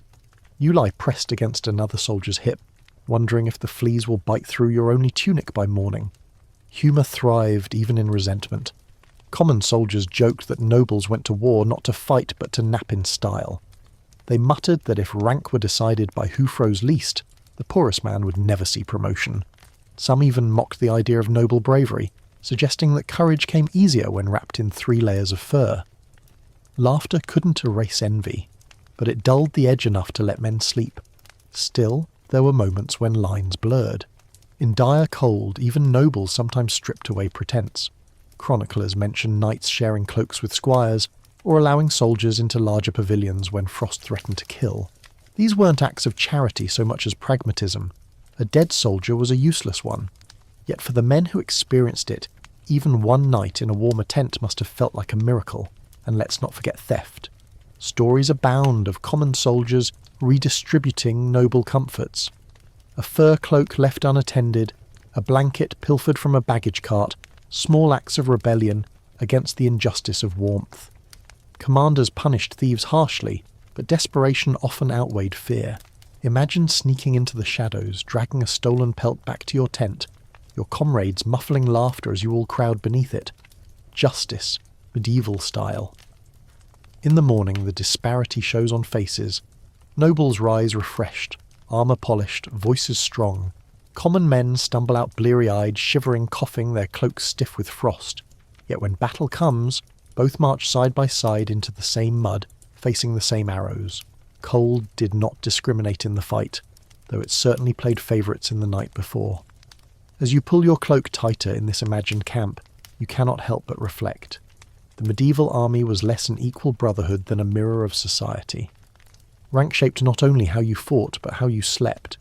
Some dreamed on feather mattresses with dogs at their feet. Others dreamed, if they could, on straw damp with frost. And in that gap you see the truth. War was not only about swords and shields, but about blankets and beds, about who had enough warmth to survive until dawn. By now you've trudged through endless nights of straw, hides, cloaks, moss and smoke.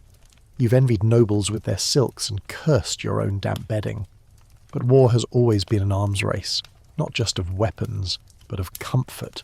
And so, amid the mud and frost, there appeared contraptions meant to bring a sliver of the home onto the battlefield.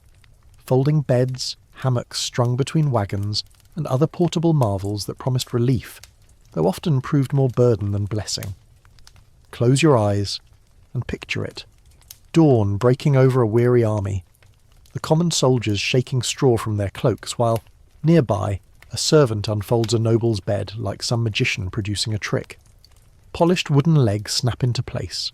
Iron fittings lock with a clank, and soon a cot rises from the earth, lifted above mud and damp.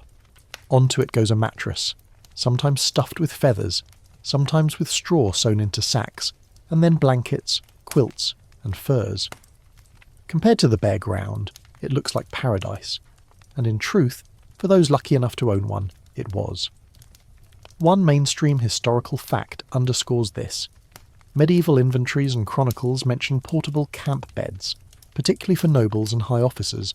Edward I of England reportedly travelled with folding beds, and similar contraptions appear in Burgundian and French accounts. They weren't common, most armies couldn't spare the wagons, but they were real, tangible luxuries of rank. For a knight, sleeping raised above the ground wasn't just comfort, it was protection from damp that could cripple joints and rot health. But let's add a quirky tidbit. Hammocks weren't only for sailors. Some soldiers strung rough fabric or nets between wagons or trees to escape wet ground. Imagine wobbling precariously in a swinging sling, cloak wrapped tight, praying the knots didn't fail. It wasn't elegant, but it spared your back from mud. And hammocks had another benefit. Fewer fleas. Suspended above straw, you denied vermin easy access. Of course, your comrades likely joked that you looked like a pig hung for smoking dangling there in the dark. Practicality rarely came without mockery. Historians still argue over how widespread such comforts really were. Some suggest folding beds and hammocks were rare luxuries, confined to wealthy lords or experimental oddities. Others believe portable beds filtered down more broadly, at least among officers, especially in long sieges. Archaeological finds of iron bed fittings lend some support, but written accounts are inconsistent.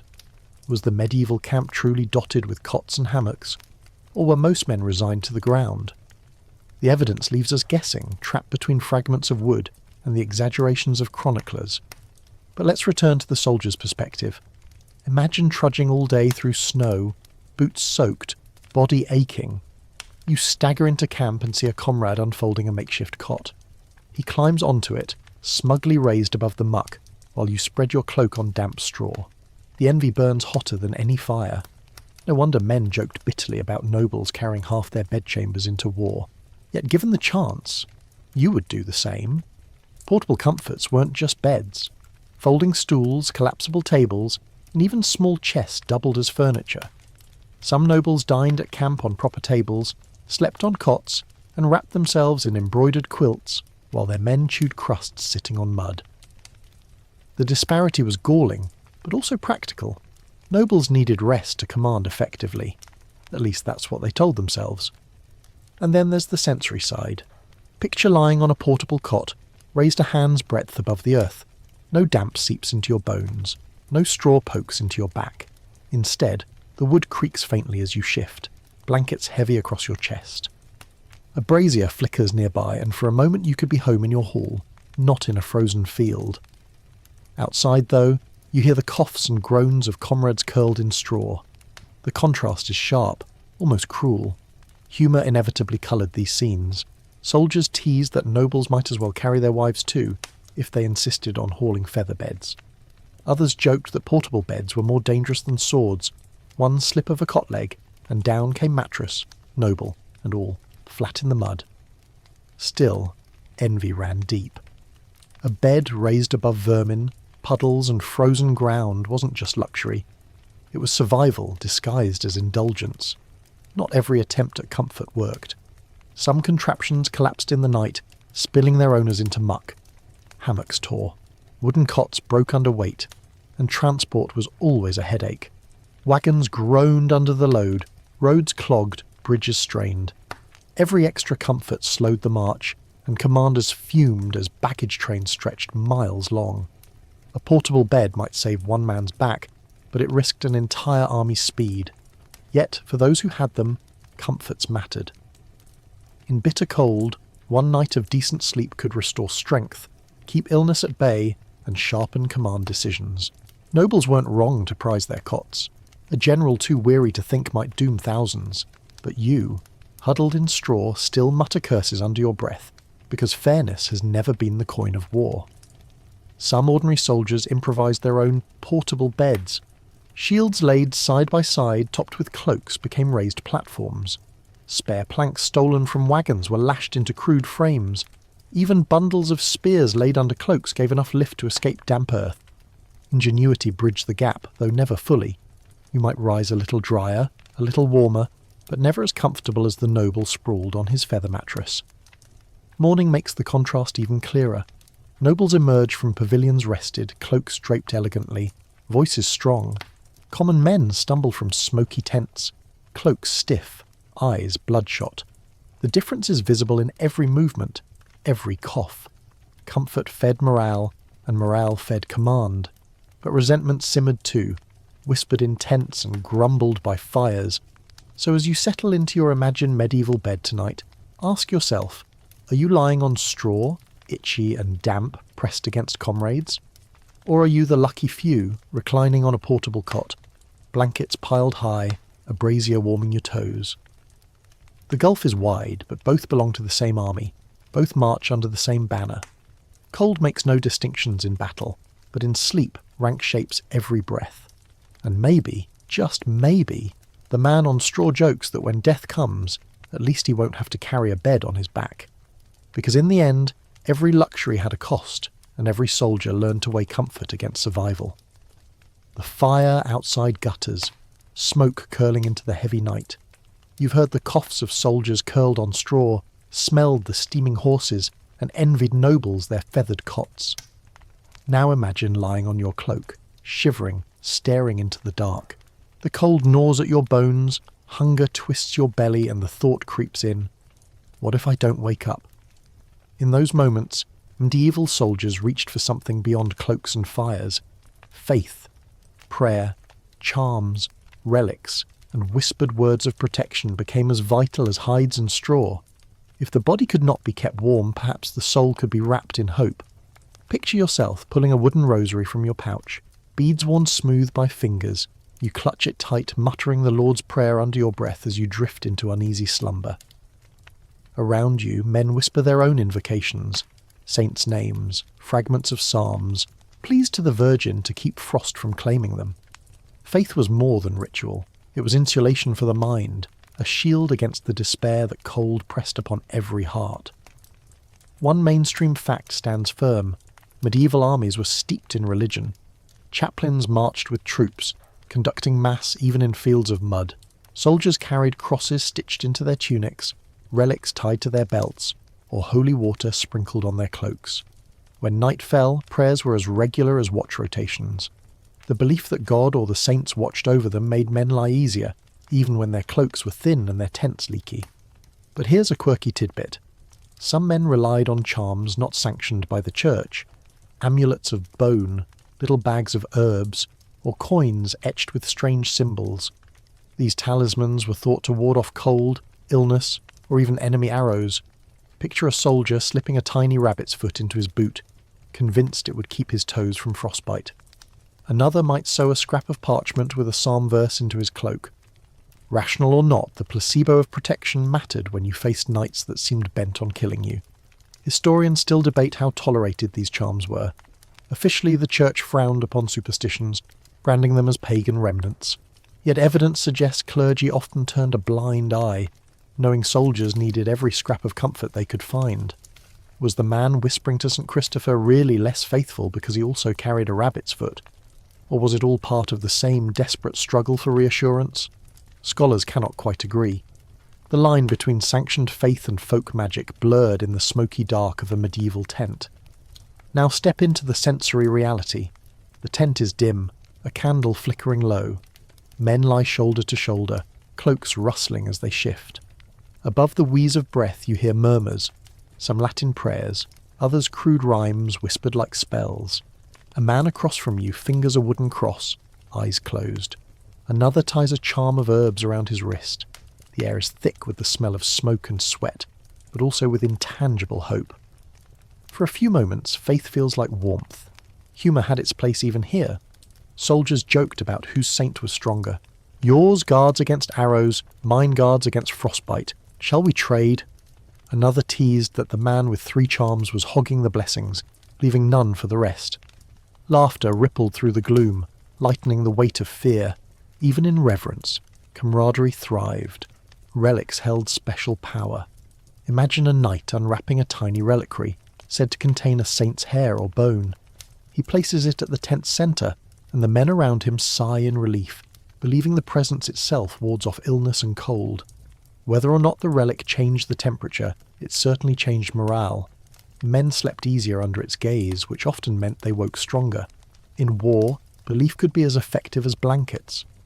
Not every soldier had relics, of course. Some relied on folk traditions handed down from mothers and grandmothers. A strip of red cloth tied around the arm, a chant muttered 3 times before sleep, a coin placed under the tongue. Were these effective? Probably not physically. But the comfort they gave was real. And in an environment where cold could erode willpower, comfort was a weapon in itself. There's something poignant in this dependence. Warriors by day, reduced at night to whispering children, clutching charms like teddy bears against the dark. The irony is sharp. Men fierce enough to storm walls trembling at the thought of frost in their boots. Yet it is profoundly human. In the end, every soldier needed more than wool or straw. He needed hope, and faith gave it form. Consider the contrast again between noble and foot soldier. The noble may sleep under silks with a relic displayed proudly on a carved chest, convinced his saint guards him. The archer in the straw clutches a crude cross whittled from a stick, convinced of the same. The divide of wealth shrinks in the realm of faith. Both pray, both whisper, both hope. Cold does not care about rank, and so prayers rise from every corner of the camp. By morning the results are mixed. Some men rise refreshed, swearing their saint kept them warm. Others rise coughing, frost clinging to hair and beard. But all rise believing that faith made survival possible. The charm may have been nothing but bone, the prayer only words, but in the night, belief wrapped them like an extra cloak. So when you imagine yourself lying back in your medieval tent, don't just feel the scratch of straw or the weight of cloaks. Feel the beads of a rosary between your fingers, hear the whispered prayers around you, smell the faint trace of herbs from a charm pouch. You are wrapped not just in cloth, but in faith. Faith that the cold will pass, that dawn will come, and that you will wake again. And sometimes that faith was the warmest thing of all. The camp is quiet, or at least it seems that way at first. Fires smoulder low, horses stamp now and then, and most men lie curled in cloaks. But once you crawl back into your corner of the tent, it becomes clear that sleep is not the gentle reprieve you crave.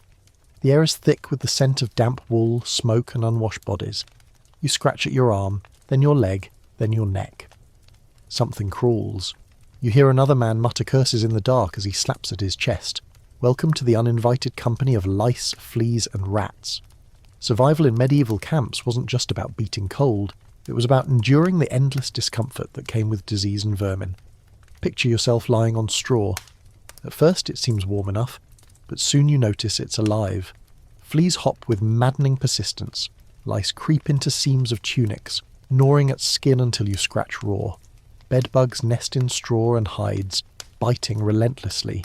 Every turn rustles the bedding, releasing faint squeaks from mice darting near. You pull your cloak tighter, but nothing stops the crawl of vermin.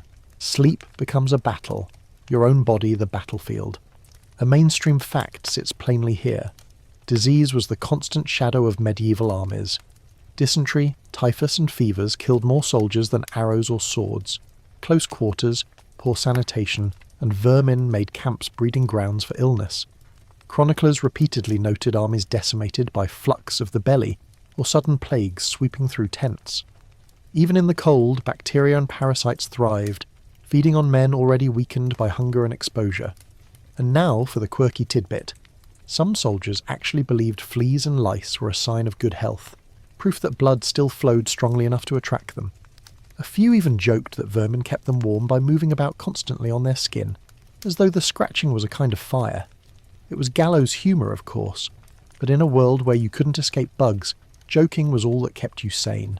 Historians still puzzle over just how much these infestations shaped daily life. Some argue lice were simply accepted, ignored as an inevitable part of soldiering. Others suggest the misery was so intense it undermined morale and effectiveness, with men constantly itching instead of resting. Was every soldier perpetually crawling with bugs, or did some armies manage better hygiene? The evidence is fragmentary, leaving scholars scratching their own heads, pun very much intended. Now, lean into the sensory side of this misery. You scratch at your scalp until scabs form. You feel the tickle of a flea moving across your ankle, then the sudden sting as it bites. You slap at it, but 3 more leap away. Rats rustle near your feet, bold enough to nibble at leather straps or leftover crumbs. The air is damp, carrying the stench of sweat mixed with the sour smell of sickness. A man coughs violently in the corner, each hack echoing through the tent.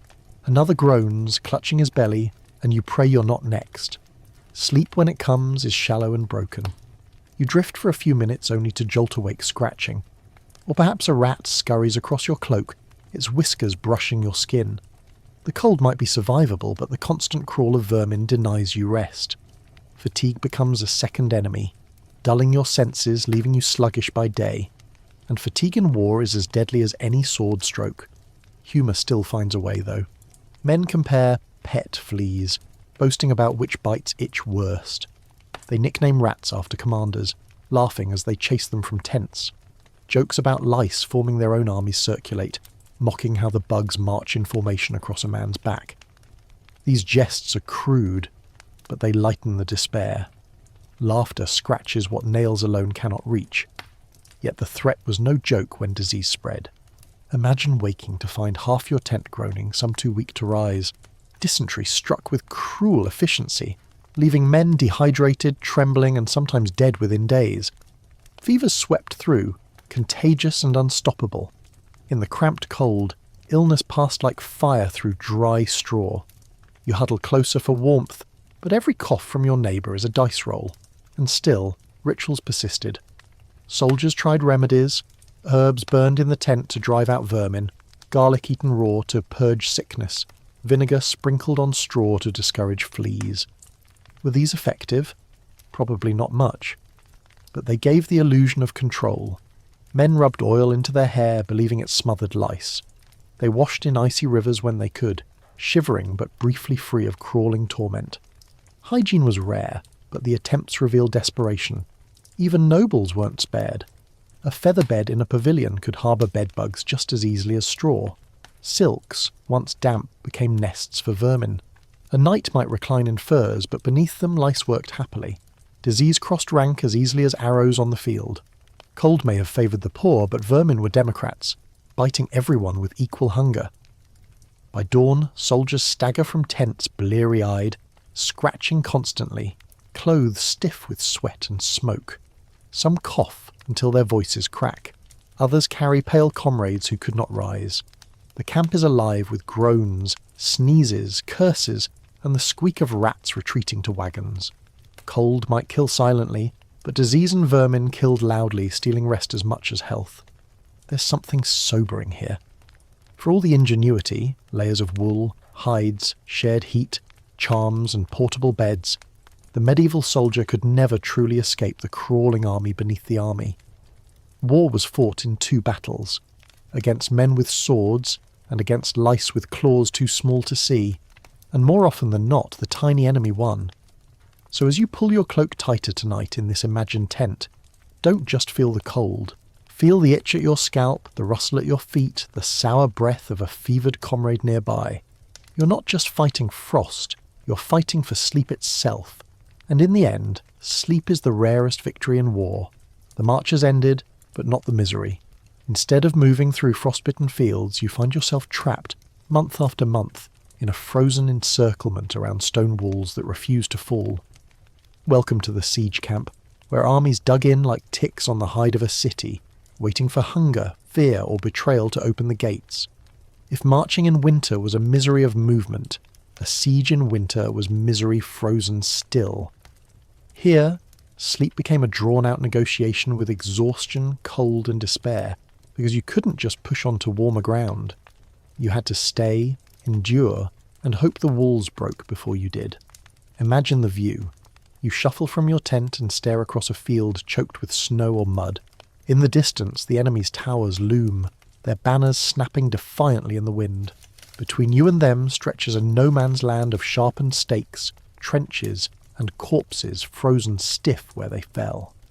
Behind you the camp sprawls.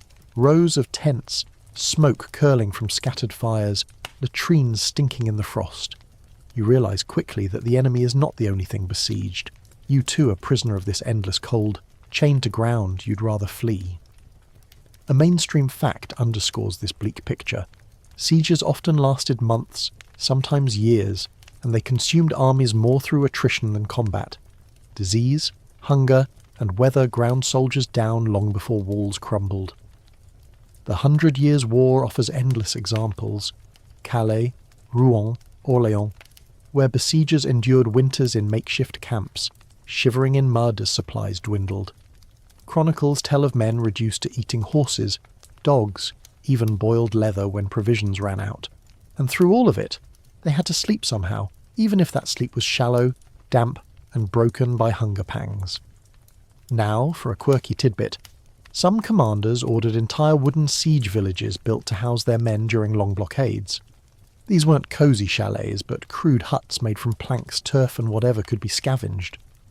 In a way, they resembled temporary towns with streets, latrines, even crude chapels. Soldiers joked bitterly that they had been conscripted as carpenters rather than warriors. But these huts offered more insulation than tents, turning a freezing camp into something marginally more survivable. Historians still argue about just how effective these camps were. Some say they prolonged sieges by keeping armies intact through winters. Others suggest they merely concentrated misery, turning encampments into festering pits of disease. Archaeological digs reveal pits of discarded bones, broken pottery, and human waste. All signs that hygiene collapsed under the pressure of immobility. Were siege huts salvation or slow-motion death traps? Scholars remain divided, and perhaps both were true depending on the siege. Now slip into the senses again. You lie in your tent, the same patch of earth, night after night, until it feels like the ground itself has grown familiar grooves under your back. The straw rots faster, soaked by constant damp. Vermin multiply unchecked, emboldened by the stillness. Rats scurry boldly across chests, gnawing at crumbs in the night. Fleas bite until you itch so fiercely you can't rest. Even your comrades' snores become unbearable, echoing endlessly in a camp that never moves. Cold stiffens everything. Cloaks, boots, fingers, hope. Sleep comes only in fitful bursts, interrupted by coughing, groaning, or the distant thud of enemy sorties. Humour becomes darker here. Soldiers mutter that the walls aren't the real prison, the camp is. They joke that by the time the enemy starves, they'll have already eaten their own boots. Some laugh that vermin will inherit the siege, outlasting both armies with ease. Gallows humour thrives because without it, despair would devour the will to keep watch. The monotony is punishing, At least on campaign, movement generates heat, new scenery, even the chance to forage. In a siege, every day is the same. You wake to the same frost-bitten tents, the same barren horizon, the same gnawing hunger. That monotony seeps into sleep itself. Dreams blur with reality until you half believe you've been trapped in the same night forever. Men wake confused, unsure if it is dawn or dusk, time measured only by watch rotations and hunger. Supplies dwindle, fires grow smaller as wood disappears. In some cases, men tore down their own huts or burned wagons to fuel the night's flames. You might drift into sleep knowing that tomorrow your only fire will be dung, and the next night none at all. Cold presses heavier, merciless. Blankets thin, cloaks wear through. The body weakens, and sleep becomes less refuge than torment, because you wake no stronger than you were before. The enemy, of course, suffered too. Chronicles often note that besieged towns endured equal or worse misery, cold, hunger and disease behind the walls. Soldiers outside sometimes shouted taunts at those within, mocking their shivering or boasting of their own fires. But the jokes rang hollow. Everyone was cold. Everyone was hungry. Siege warfare was less duel and more contest of endurance against winter. Consider the strange rituals that sprouted in such places. Some men tied charms above tent doors, praying for divine protection. Others carved runes or crosses into tent poles, superstitious gestures against the chill. Commanders ordered prayers en masse, hoping God favoured their side enough to send a thaw. Faith became yet another layer of insulation, thin but necessary. And then there was desertion. Men slipped away in the night, preferring the risk of hanging as deserters to the certainty of freezing. The camp became a sieve, leaking soldiers as quickly as it consumed them. Those who stayed did so out of duty, fear, or sheer lack of anywhere else to go. You, curled in your straw, wonder each night if you should be next. Morning in a siege camp is a cruel thing. The air bites before you even sit up. Frost coats your cloak, making it stiff as wood. Horses stand gaunt, their ribs showing, their breath rising like ghosts. Fires sputter weakly. Men jostle for the last ladle of watery broth, and the walls across the field loom unchanged, unbroken, indifferent. Another night survived, another day endured, but the war seems no closer to ending. There's a lesson in this. Medieval sleep wasn't only about tricks of fabric or clever hacks. It was about endurance stretched to its breaking point. In a siege, soldiers became prisoners of repetition, learning to accept misery as normal, to measure victory not in battles won but in mornings survived. So when you crawl into your imagined tent tonight, imagine not the fleeting discomfort of one night, but the grinding despair of months. Imagine straw that never dries, cloaks that never warm enough, food that never fills, vermin that never vanish. Imagine sleep that never refreshes. And then you'll know what it meant to lie in a medieval siege camp. Cold not for a night, but for an entire season, clinging to hope as tightly as to your cloak.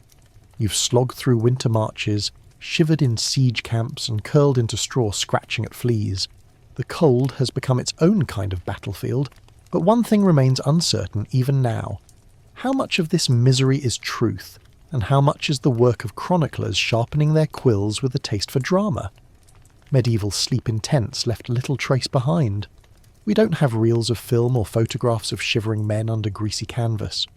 What we do have are scattered records, fragmentary artifacts, and stories, some so grim they feel real, others so grand they feel suspicious.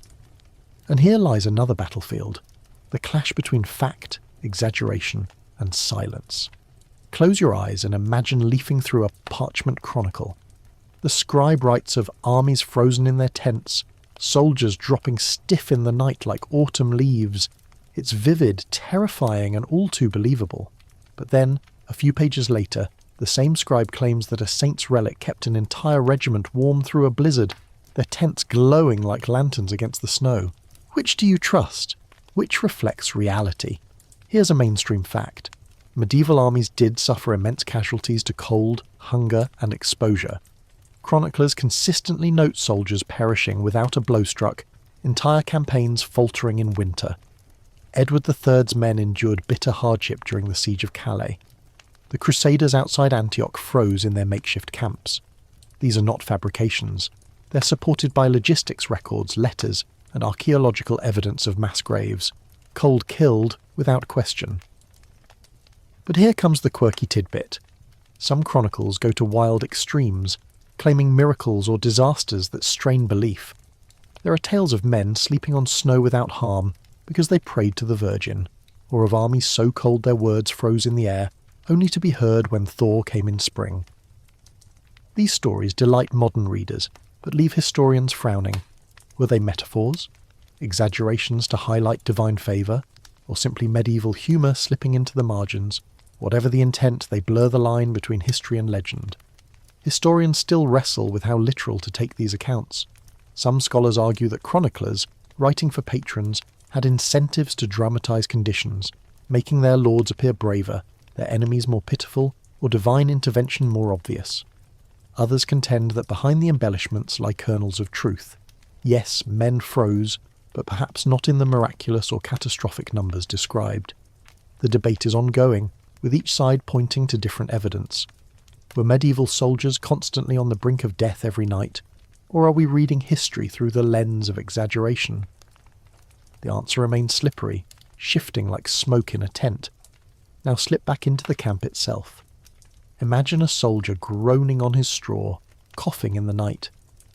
He dies quietly, body stiff by dawn.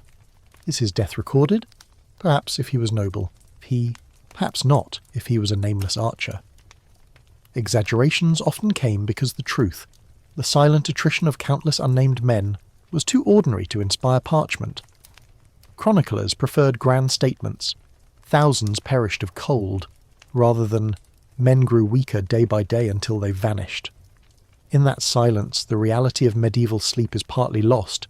The senses fill the gaps. You hear the constant scratching of lice, the wheeze of fevered breath, the muffled curses of men too cold to move. You smell damp wool, rotting straw, the tang of smoke clinging to every surface. These are details the scribes rarely noted, but they form the texture of truth. When chroniclers spoke of miraculous endurance or divine suffering, the mundane details of itchy, smoky, sleepless nights were left out. Yet those small miseries shaped every soldier's reality. Humour even crept into exaggerations. Soldiers themselves told tall tales around campfires, boasting they'd slept through snow so deep only their noses stuck out, or that frost froze their beards so stiff they used them as spoons. These jokes, repeated and distorted, may have found their way into chronicles. The line between soldiers' humour and historical fact blurred, leaving us with records that are half history, half campfire storytelling. And consider motivation. A chronicler writing for a monastery might emphasise suffering to portray war as punishment for sin. One writing for a king might emphasise endurance to glorify his patron. In both cases, the truth bends. Were soldiers truly sleeping soundly under relics, or was it propaganda to bolster faith? Were enemies really freezing in droves, or was it wishful thinking? Even now we sift through words like embers, trying to find which still glow with reality. There's a kind of poetry in this uncertainty. The medieval soldier's night is half visible through the mists of time, half imagined through exaggeration. Perhaps the cold was worse than we can fathom. Perhaps the misery was dramatised. Either way, the fact remains. They survived enough nights to fight, to march, to leave traces in chronicles. Their endurance, embellished or not, was real. So tonight, as you wrap your cloak tighter in imagination, consider the double layer of insulation you're under. Not just wool and hides, but stories. Stories woven by scribes, shaped by agendas, embroidered with exaggerations. They protect us from the silence of lost history, even if they sometimes mislead. You lie in straw and smoke, itchy with vermin, but also in words that stretch the truth, blur the edges, and leave us forever guessing. And maybe that's fitting, because medieval sleep in tents was never neat or tidy. It was uncomfortable, confusing, half real and half dream, just like the stories told about it. The sky's paling at last. You've survived the endless cycle of nights, huddled in straw, pressed against comrades, coughing in smoke, scratching at vermin. The worst of the cold feels softer now, not because it has gone, but because dawn always tricks you into hope. The canvas glows faintly as sunlight pushes at the seams. You blink awake, stiff in every joint, your cloak rimed with frost. Another night endured. Another tally mark carved in the long ledger of survival. You rise slowly, straw clinging to your tunic. Around you, men groan and stretch, rubbing arms, stamping feet. A few cough hard enough to spit blood. One man still lies unmoving, his cloak pulled to his chin, face pale. You look, hesitate, and then turn away. Death in the night is no longer shocking. For the rest, survival carries its own rituals. Boots are tugged on, cloak shaken free of ice, embers coaxed back into flame for a weak breakfast of broth or bread hard as stone. No one speaks much at first. The silence of morning feels heavy, filled with gratitude and exhaustion alike. A mainstream fact anchors this image. Medieval armies often timed marches or assaults to follow dawn, when visibility returned and men were already half awake from the cold. Surviving the night wasn't just a matter of rest, it was preparation for the day's demands. Soldiers who froze or fell ill in darkness left gaps in ranks by sunrise. Commanders calculated not only who would fight, but who would even rise to fight at all. Sleep was war by other means, its casualties counted with the same grim arithmetic as any battle. But there's a quirky tidbit too. Some soldiers greeted dawn with small rituals to celebrate survival. Chronicles mention men stamping their feet in rhythm, singing bawdy songs or joking that they had cheated death again. A soldier might pat his horse and declare, "Still warmer than my wife." Another might shake lice from his tunic and laugh that at least they hadn't frozen. These crude morning ceremonies were not formal, but they bonded men, reminding them that misery shared was misery halved. Historians still puzzle over how restorative medieval sleep actually was. Did soldiers ever truly rest? Or did they drift in shallow, broken slumber between bouts of coughing, itching, and shifting on straw? Some argue that the human body adapts, learning to survive on scraps of rest. Others believe fatigue ground men down relentlessly, leaving them weaker each day. The truth is likely both. Adaptation for some, collapse for others. Survival through nights was uneven, a lottery of constitution, luck, and faith. Now lean back into the sensory world of morning. The air inside the tent is damp, heavy with the sour smell of sweat and smoke. When you crawl outside, sunlight blinds you briefly, glittering off frost clinging to the camp. Fires sputter back to life. Men crouch over them, breath rising in clouds. Horses stamp and whicker, shaking frost from their manes. Dogs scavenge scraps, tails low. The camp creaks and groans like a living beast waking slowly after a night of torment. Humour returns with the light. A soldier teases his comrade for snoring so loud it scared the rats. Another boasts he was so warm that he nearly sweated, though his cloak is stiff with ice. Someone laughs that he slept better in the mud than he ever did at home with his wife's nagging. The laughter is thin, brittle, but it keeps despair at bay. Mockery of misery becomes as regular as bread rations. Yet dawn is not gentle. It reveals sores, frostbitten fingers, swollen feet. It forces men to face the day's march or fight, no matter how little rest they found. You strap on armour still cold from the night, your breath fogging as you buckle straps. The metal bites your skin, unforgiving. Your belly growls, your limbs ache, but there is no pause. The enemy waits, the march calls, and the sun is merely a reminder that war resumes. Still, there's something remarkable in survival itself. You think back to the moments when the cold felt unbearable, when smoke choked your lungs, when lice made you scratch until bleeding. You remember huddling against animals, muttering prayers into the dark, pressing against comrades until dignity was gone. And yet, here you are, alive, shivering, aching, but alive. That small triumph echoes through the camp, unspoken but shared. Every man who stumbles into sunlight carries the same victory in his breath. Now widen the frame. Imagine thousands of tents, thousands of men performing the same morning rituals, fires rekindled in unison, smoke rising like 1,000 signals, horses stirring, carts creaking, men strapping on arms.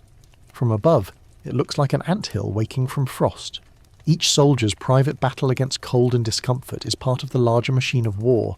Each night survived another cog turning toward history's outcome. This is the final lesson. Medieval soldiers didn't sleep comfortably. They slept strategically. They endured straw, hides, fire risks, vermin, faith and despair, not to rest but to survive. Sleep was never restoration, it was negotiation. Every night was a truce with death, every dawn proof that the bargain held one more time. And now, as you sit in your own warm bed centuries later, it's hard not to marvel at the endurance of those who came before. You may fluff a pillow or sip tea before sleep, but they lay under greasy canvas, clutching charms, scratching lice and whispering prayers. They survived nights that seemed impossible, not because they were stronger than us, but because they had no choice. Survival was the only victory. So dim the lights now. Close your eyes and imagine that faint dawn light glowing through canvas, the chorus of groans and laughter, the smell of smoke and frost. Feel the relief of survival mixed with the dread of another day, and let that weight fade, softened by the knowledge that you're not in that tent. You're safe, warm, drifting towards sleep. Their endurance becomes your lullaby. Slowly, we ease away from the camp, letting the sounds of coughing, stamping hooves, and clinking armour fade into the distance. The tents blur, the straw dissolves, and the smoke that once stung your eyes drifts upward, thinning into nothing. You're left with silence, soft, gentle, and kind. The pace slows, breaths stretch longer. The rhythm of war fades, replaced by the simple beat of survival itself. Picture a cloak laid over you, not scratchy wool this time, but something smooth and weightless. It rests across your shoulders, a whisper of warmth that doesn't press or itch. Beneath you, no straw crunches, no vermin crawl, only a surface steady and quiet, carrying you with ease. The cold that once gnawed at toes and fingers is gone now, replaced by a gentle coolness like a breeze across a calm field. Fires no longer gutter with smoke. Instead, there is a soft glow in the distance, warm but never scorching. You do not have to tend it. It asks nothing. It simply stays. Even the noises of comrades fade away. No more groans, no coughing fits, no snoring piled in heaps.